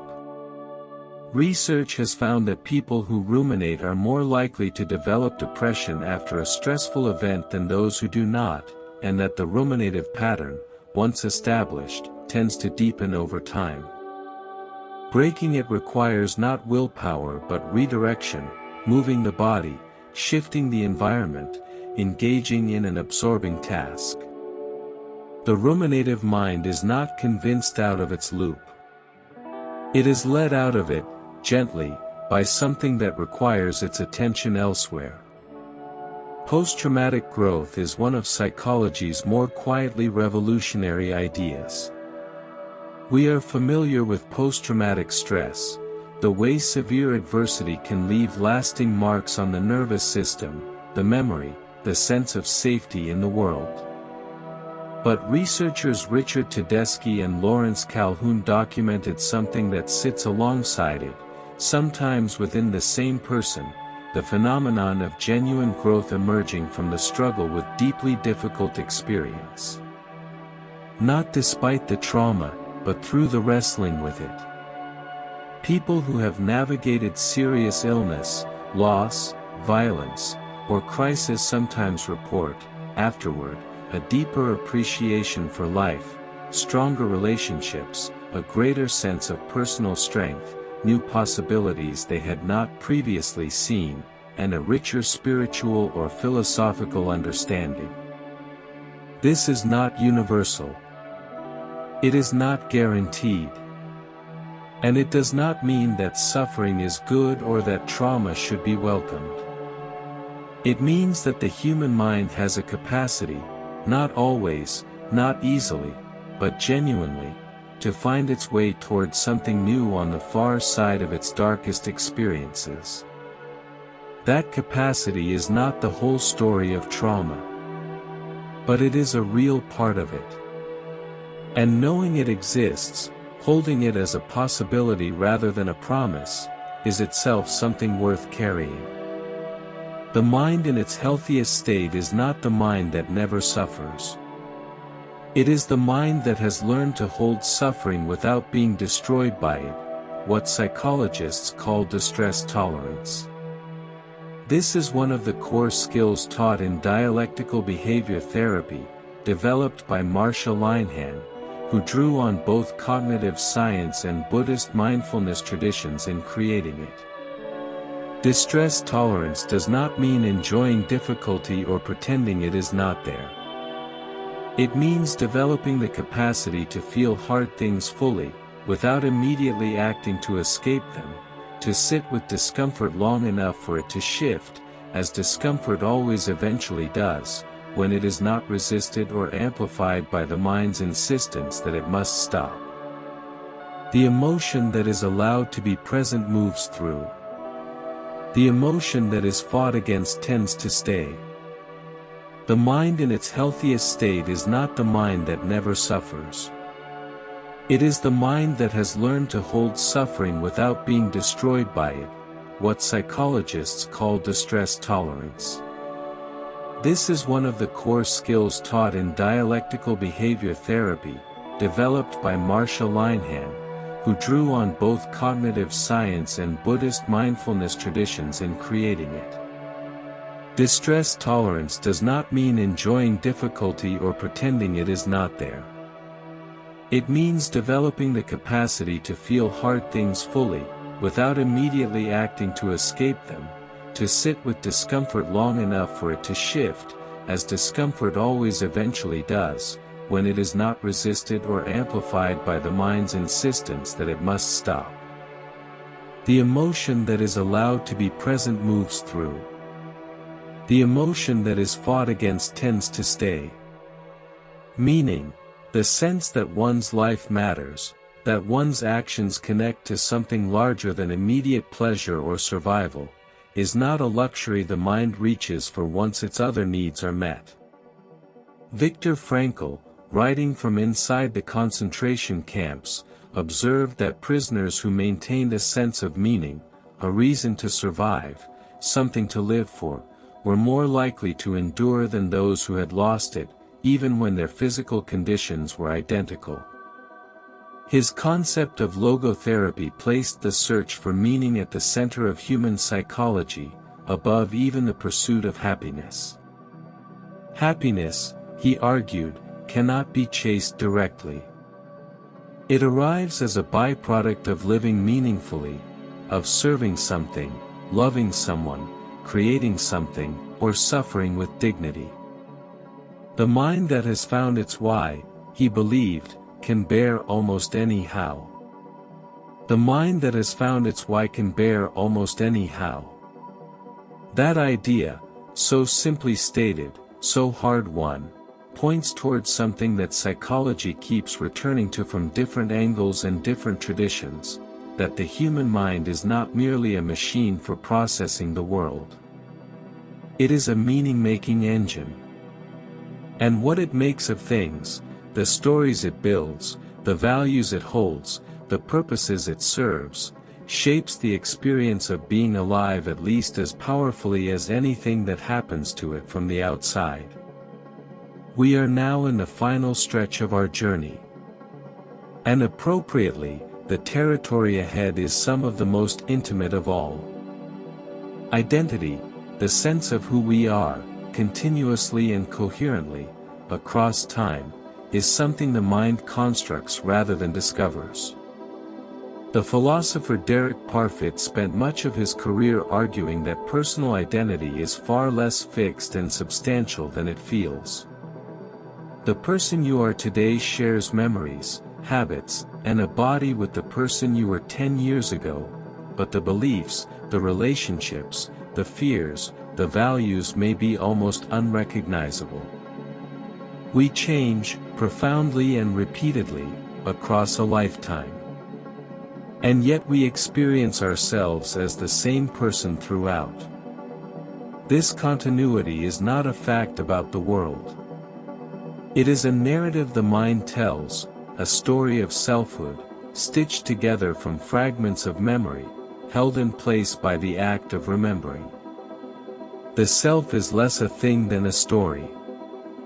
And like all stories, it can be revised.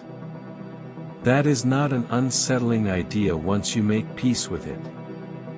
A self that is a story is a self that has the possibility of a different ending.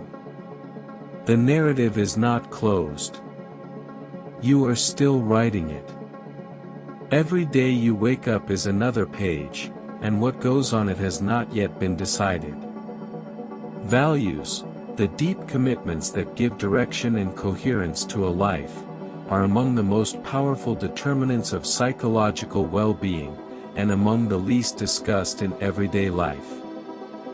Research by psychologists working in the tradition of acceptance and commitment therapy has found that living in alignment with one's values, not just knowing them abstractly, but actually organizing one's time and choices around them, is one of the strongest predictors of a meaningful, satisfying life.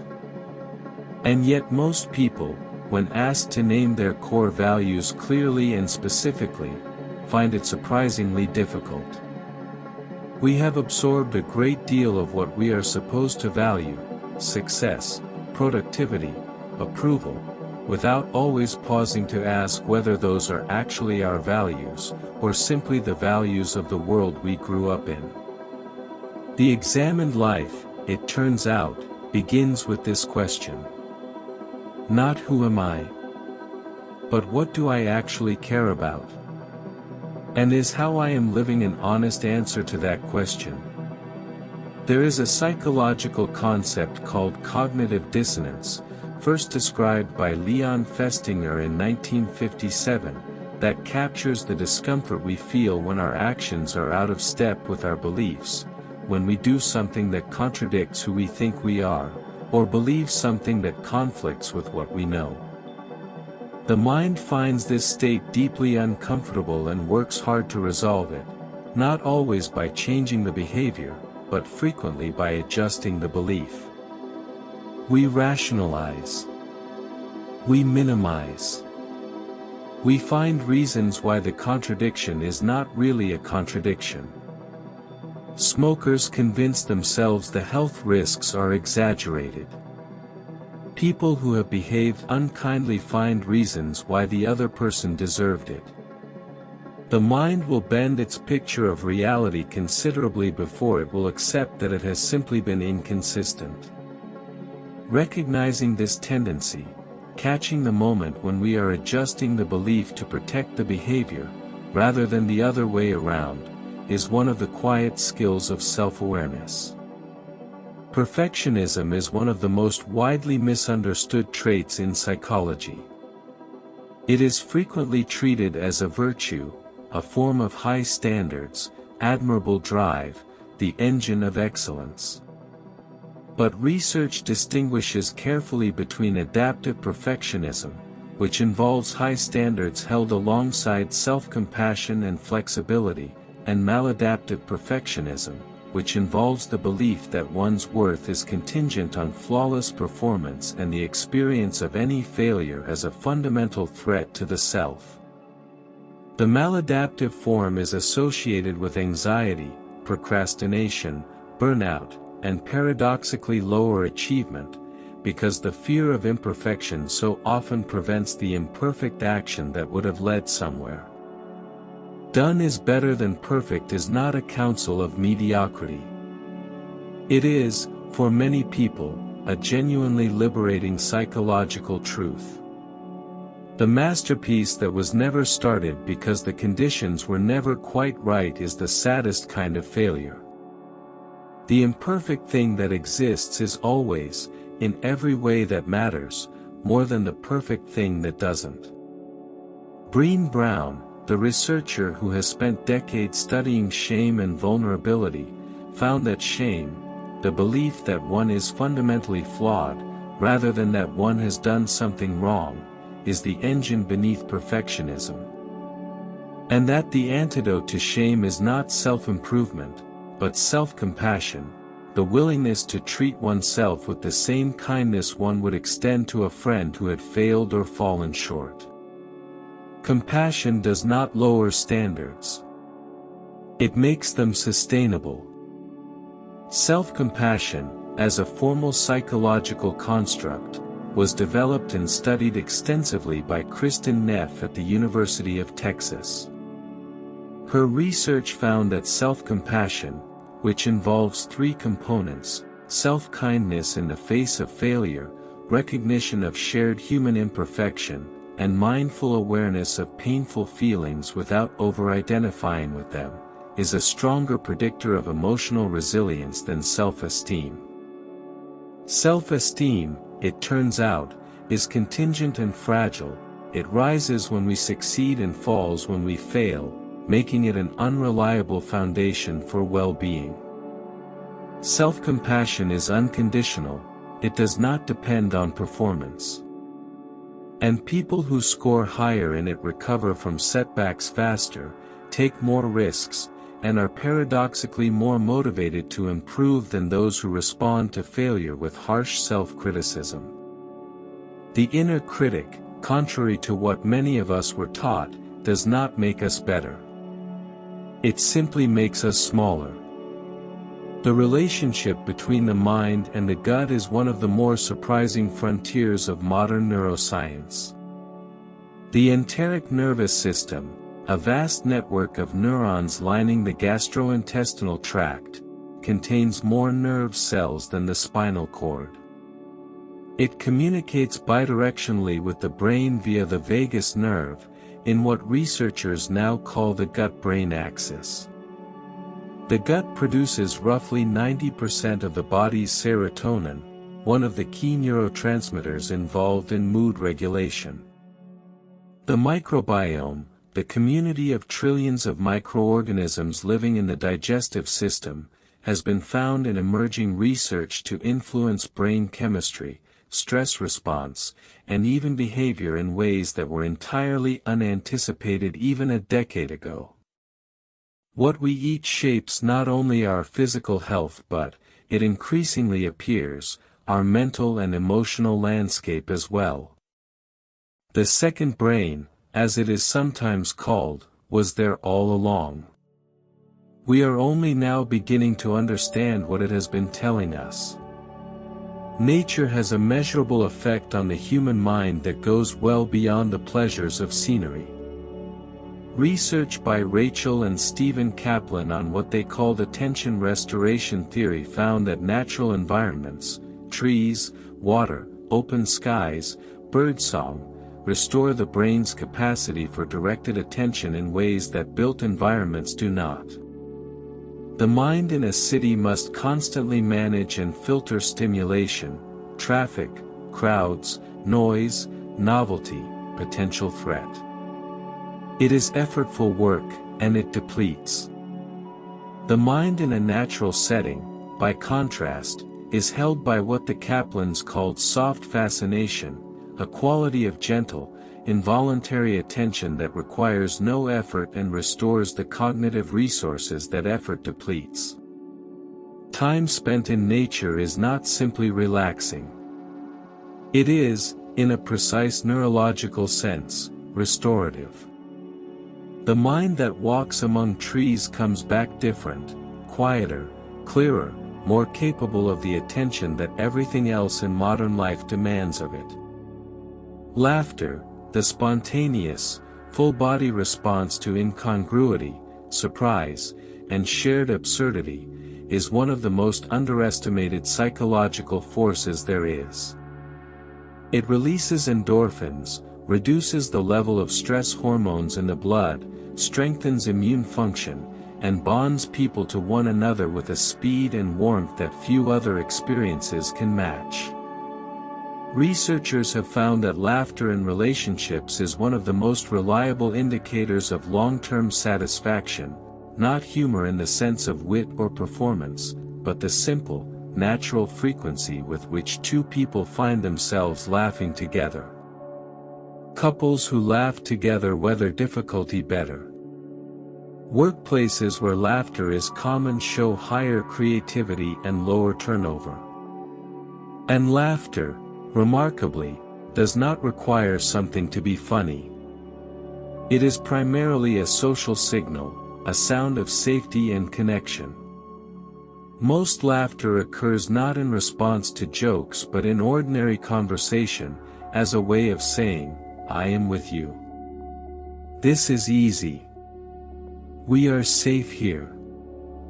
There is a quality that psychologists have identified as one of the most robust predictors of long-term well-being across cultures, across age groups, and across very different kinds of lives, and it is not happiness, exactly, though it tends to accompany it. It is hope. Not optimism, which is the general expectation that things will go well. Hope is more active than that. The psychologist Charles Snyder defined it as the belief that one has both the will and the way to reach one's goals, that there are paths forward, and that one has what it takes to walk them. Hope, in this sense, is not a feeling that descends on us from outside. It is a cognitive skill, one that can be practiced, strengthened, and taught. The hopeful mind does not deny difficulty. It looks at difficulty and asks, what are my options? Where do I go from here? What, even in this, is still possible? That question, small, quiet, persistent, turns out to be one of the most powerful things the human mind can ask. Hope. That small, persistent question, what is still possible, has carried human beings through conditions that would seem, from the outside, utterly impossible to survive. And now, in the final movement of this long exploration, we turn towards something that hope points toward, the future of the mind itself. Where it goes from here. What it is still learning about itself. And what, after everything we have covered, remains true at the very center of it all. The science of the mind is younger than most people realize.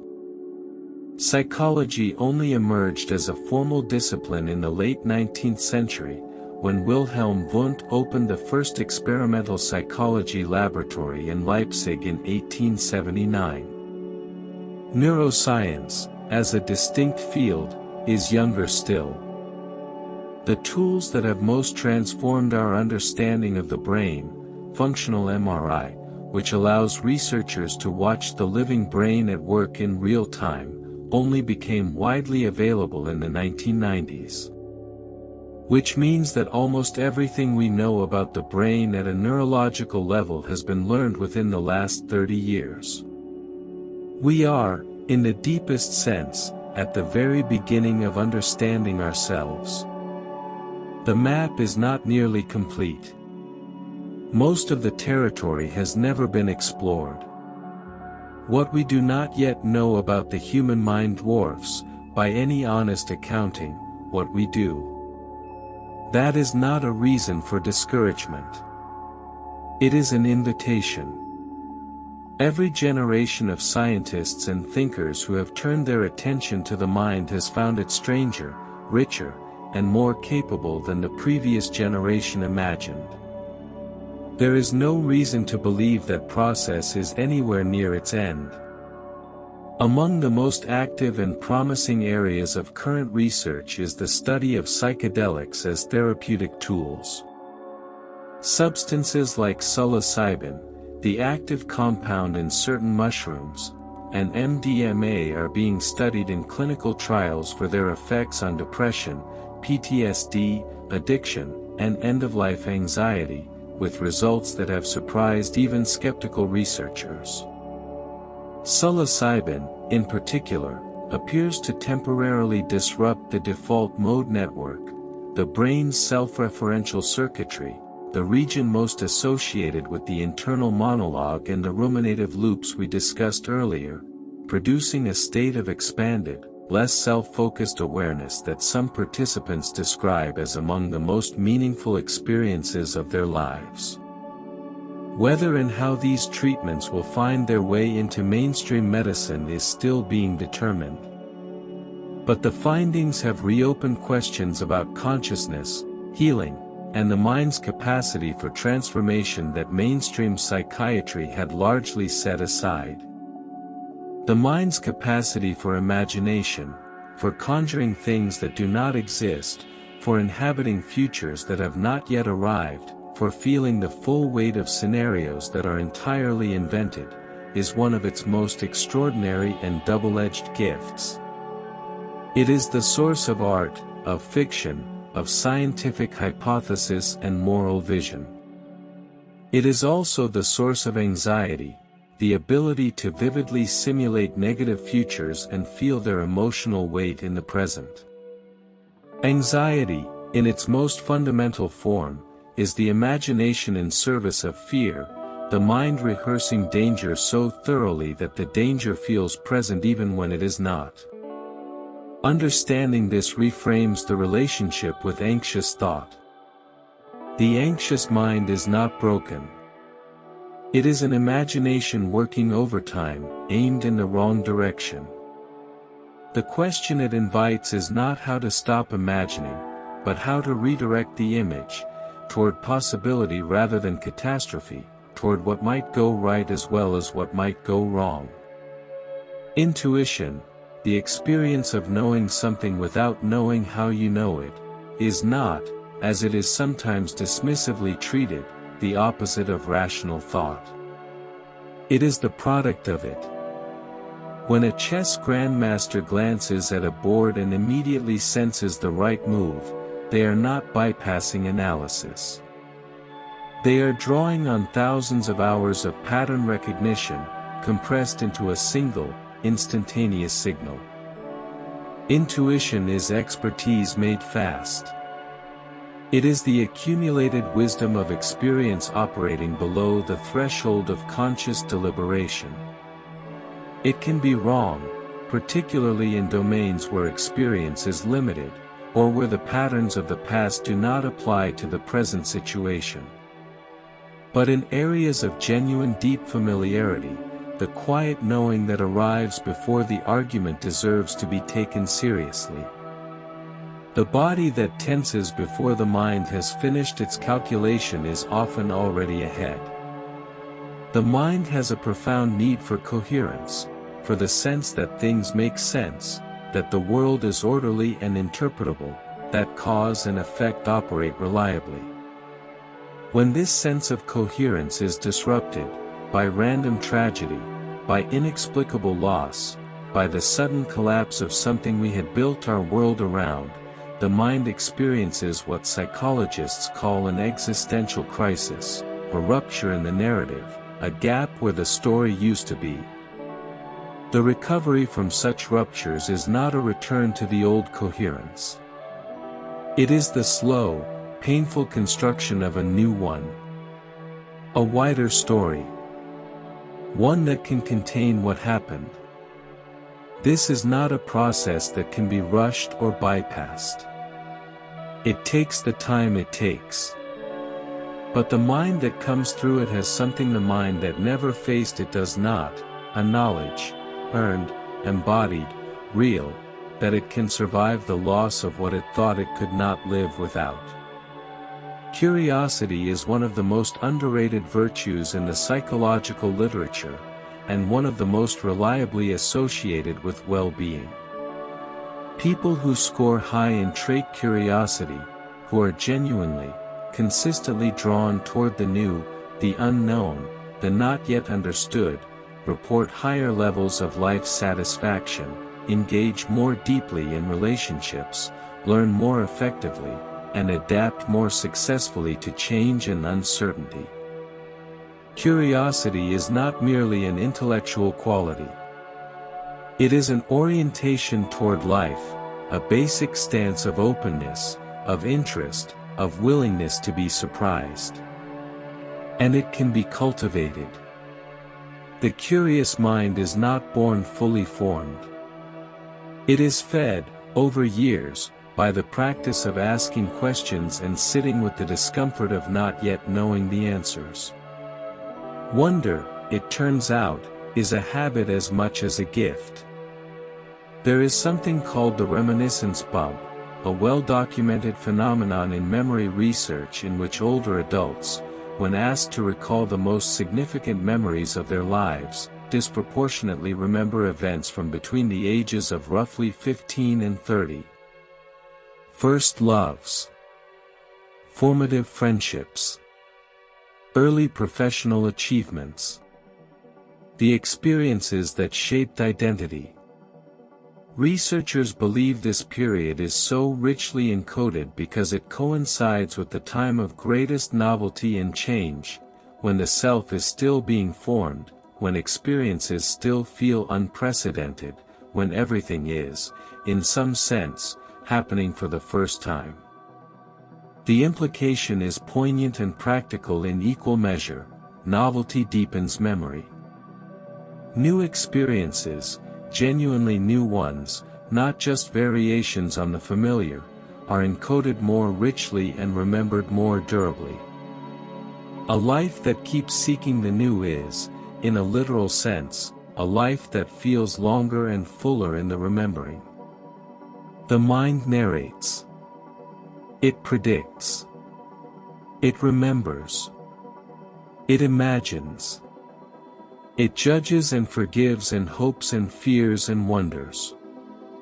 And underneath all of it, beneath every thought, every feeling, every story it has ever told about itself, there is something that simply notices.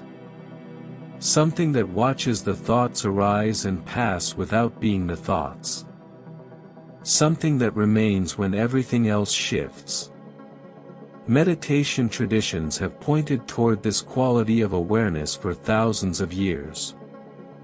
Neuroscience is only beginning to find the language to describe it. But the experience of it, when it comes, in the quietest moments, has a quality that is unlike almost anything else the mind knows. A stillness that is not emptiness. A presence that requires nothing. Whatever it is, it seems to be what we are when we are not performing, not striving, not defending, not explaining ourselves. It may be the closest thing to home the mind has ever found. Kindness, the simple, deliberate act of caring for the well-being of another, has measurable effects on the brain of the person who gives it, not just the person who receives it. Acts of generosity and compassion activate the brain's reward circuitry in ways that are neurologically similar to receiving a benefit oneself. The helper's high, as it is sometimes called, is a real phenomenon, a genuine elevation of mood and sense of purpose that follows from giving. Studies have shown that spending money on others produces more happiness than spending the same amount on oneself. That volunteering is associated with lower rates of depression and longer life. That even small, anonymous acts of kindness improve the mood of the giver for hours afterward. The mind that reaches outward, that turns its attention and its energy toward the flourishing of others, is not being selfless in any simple sense. It is discovering one of the most reliable paths back to itself. Touch, physical, human touch, is a fundamental need of the nervous system, not a preference. Infants who are not held and touched, even when all their other physical needs are met, fail to thrive. Adults who experience prolonged touch deprivation show elevated stress hormones, weakened immune response, and increased rates of depression. A hand placed on the arm during a difficult conversation can measurably reduce the physiological stress response of the person being touched. The handshake, the embrace, the simple physical presence of another body, these are not social niceties. They are biological necessities. The skin is the largest organ in the human body, and it is, in the deepest sense, an organ of connection. We were built to be touched. And in a world that has in many ways made physical contact rarer and more fraught, that need has not diminished. It has simply gone, for many people, quietly unmet. Beauty, the experience of it, the making of it, the seeking of it, appears to be a genuine psychological need, not merely an aesthetic preference. Across cultures and throughout recorded history, human beings have made art, have decorated their surroundings, have sought out the beautiful even in the most desperate circumstances. Prisoners carve patterns into walls. Refugees carry photographs. People facing death ask for music. There is something in the encounter with beauty that the mind reaches for when everything else is stripped away, as if beauty were not an addition to life but a signal of something fundamental about it. That there is form. That there is meaning. That the world, for all its cruelty, also contains this.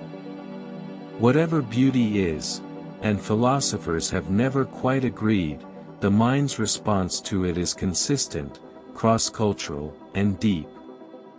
We are not merely drawn to it. We may, in some essential way, need it. The aging mind, contrary to the story most of us carry about it, is not simply a declining one. While certain capacities, processing speed, working memory, the ability to rapidly acquire entirely new skills, do diminish with age, others grow. Crystallized intelligence, the accumulated wisdom of experience, the ability to recognize patterns, navigate complexity, and regulate emotion, tends to increase well into later life. Older adults show greater emotional stability, make more measured decisions, and are better at identifying what truly matters and letting go of what does not. The word wisdom is not merely a consolation prize for lost speed. It is a genuine cognitive achievement, the product of decades of living, failing, adjusting, and understanding. The old mind is not the young mind with something subtracted. It is something different altogether.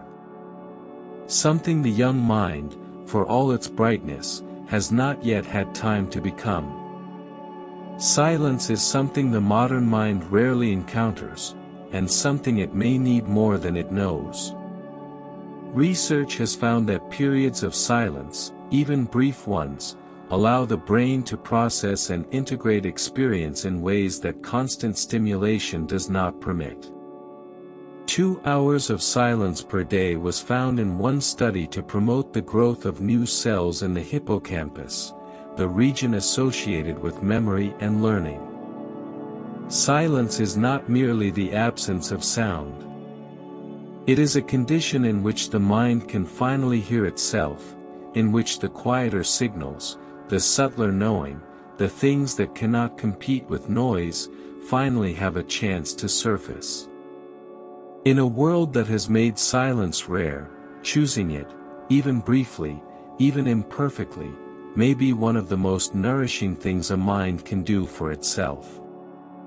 The stories we tell children about themselves become the stories children tell themselves, and eventually, the stories adults live by. This is perhaps the deepest finding that runs beneath everything we have explored today. The mind is shaped by language, by relationship, by early experience, by the expectations of the people who first held it. But it is also shaped by the stories it chooses, consciously, deliberately, over time, to tell about itself. Not the stories inherited from elsewhere. The ones authored from within. The story that says, I am someone who learns from difficulty. I am someone who keeps going. I am someone whose best chapter may not yet have been written. These are not denials of reality. They are orientations toward it, ways of standing in relation to one's own life that make certain things possible and others less likely. The stories we inhabit shape what we see, what we attempt, and ultimately, what we become. Psychological safety, the feeling that one can speak honestly, take risks, make mistakes, and be vulnerable without fear of humiliation or punishment, turns out to be the single most important factor in the performance of groups. Google's Project Aristotle, a years-long study of what made teams effective, found that the composition of a team, the individual talent, the mix of personalities, the experience levels, mattered far less than the quality of the environment the team created together. The highest performing teams were not the ones with the most brilliant members. They were the ones where every member felt safe enough to contribute fully, to offer the half-formed idea, to admit the mistake, to ask the question they feared was foolish. Safety unlocks the collective intelligence that fear permanently conceals. What is true of teams is true of families, classrooms, friendships, and every other human group.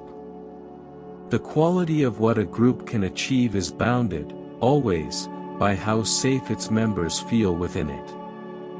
The mind is capable of post-ecstatic growth as well as post-traumatic growth, a less studied but equally real phenomenon. Profound positive experiences, encounters with great beauty, moments of deep love, experiences of transcendence or spiritual insight, can also reorganize the mind, expanding its sense of what is possible, shifting its priorities, softening its defenses.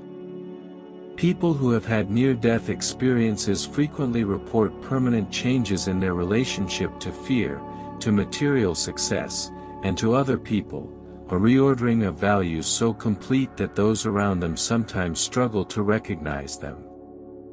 The mind is not only shaped by what breaks it. It is also shaped by what opens it. By the experiences so large and so beautiful that the self, for a moment, cannot contain them, and is, in not being able to contain them, quietly made larger. Acceptance, true acceptance, not resignation, is one of the most difficult and most liberating things the human mind can practice. It is the capacity to acknowledge what is, fully and without the additional suffering of wishing it were otherwise. This is not passivity. Acceptance does not mean approving of what has happened, or giving up on change. It means releasing the energy that goes into fighting the reality of the present moment, energy that cannot be used for anything else while it is locked in that struggle. The Stoics understood this. Buddhist philosophy was built on it. Modern psychology arrived at the same place through a different door. The mind that can say this is what is, not because it has given up, but because it has chosen to stop fighting the already happened, finds itself, paradoxically, more capable of changing what can still be changed. Acceptance is not the end of action. It is often the beginning of it. Every human mind that has ever existed has been, in the end, alone with itself in a way that no other person can fully reach. This is not tragedy, though it can feel like it. It is simply the condition of having an interior life, of being a subject, a perspective, a point of view that is irreducibly one's own. And yet, and this is perhaps the most beautiful paradox the mind lives inside, that radical aloneness is also what makes genuine connection possible. We reach toward each other precisely because we are separate. We speak because we cannot be known without speaking. We love because the distance between selves is real, and love is what crosses it. The very fact of our separateness is what gives every act of reaching out its weight, its meaning, its grace. We are alone. And we reach. And sometimes, not always, but sometimes, and it is enough, someone reaches back. And here, at the end of 100 facts about the mind, we arrive at something that is less a fact than a recognition. That the mind exploring itself is one of the strangest and most extraordinary things in the known universe. That the very capacity you have used to follow this journey, to understand, to reflect, to feel something at the words that moved you, is itself the subject of everything we have discussed. You have spent this time learning about the mind with the mind. Thinking about thinking. Feeling about feeling. Wondering about wonder. And in doing so, you have been doing what humans have always done, in every culture and every era, in every language and every form, turning toward the mystery of being alive and asking, quietly and persistently, what is this? What am I? What are we? Those questions have no final answers. But the asking of them, the patient, curious, humble, ongoing asking, is itself what makes a human life most fully human. The mind that keeps asking is the mind that keeps growing. And the mind that keeps growing is never truly finished. It is always, in the best sense, still becoming.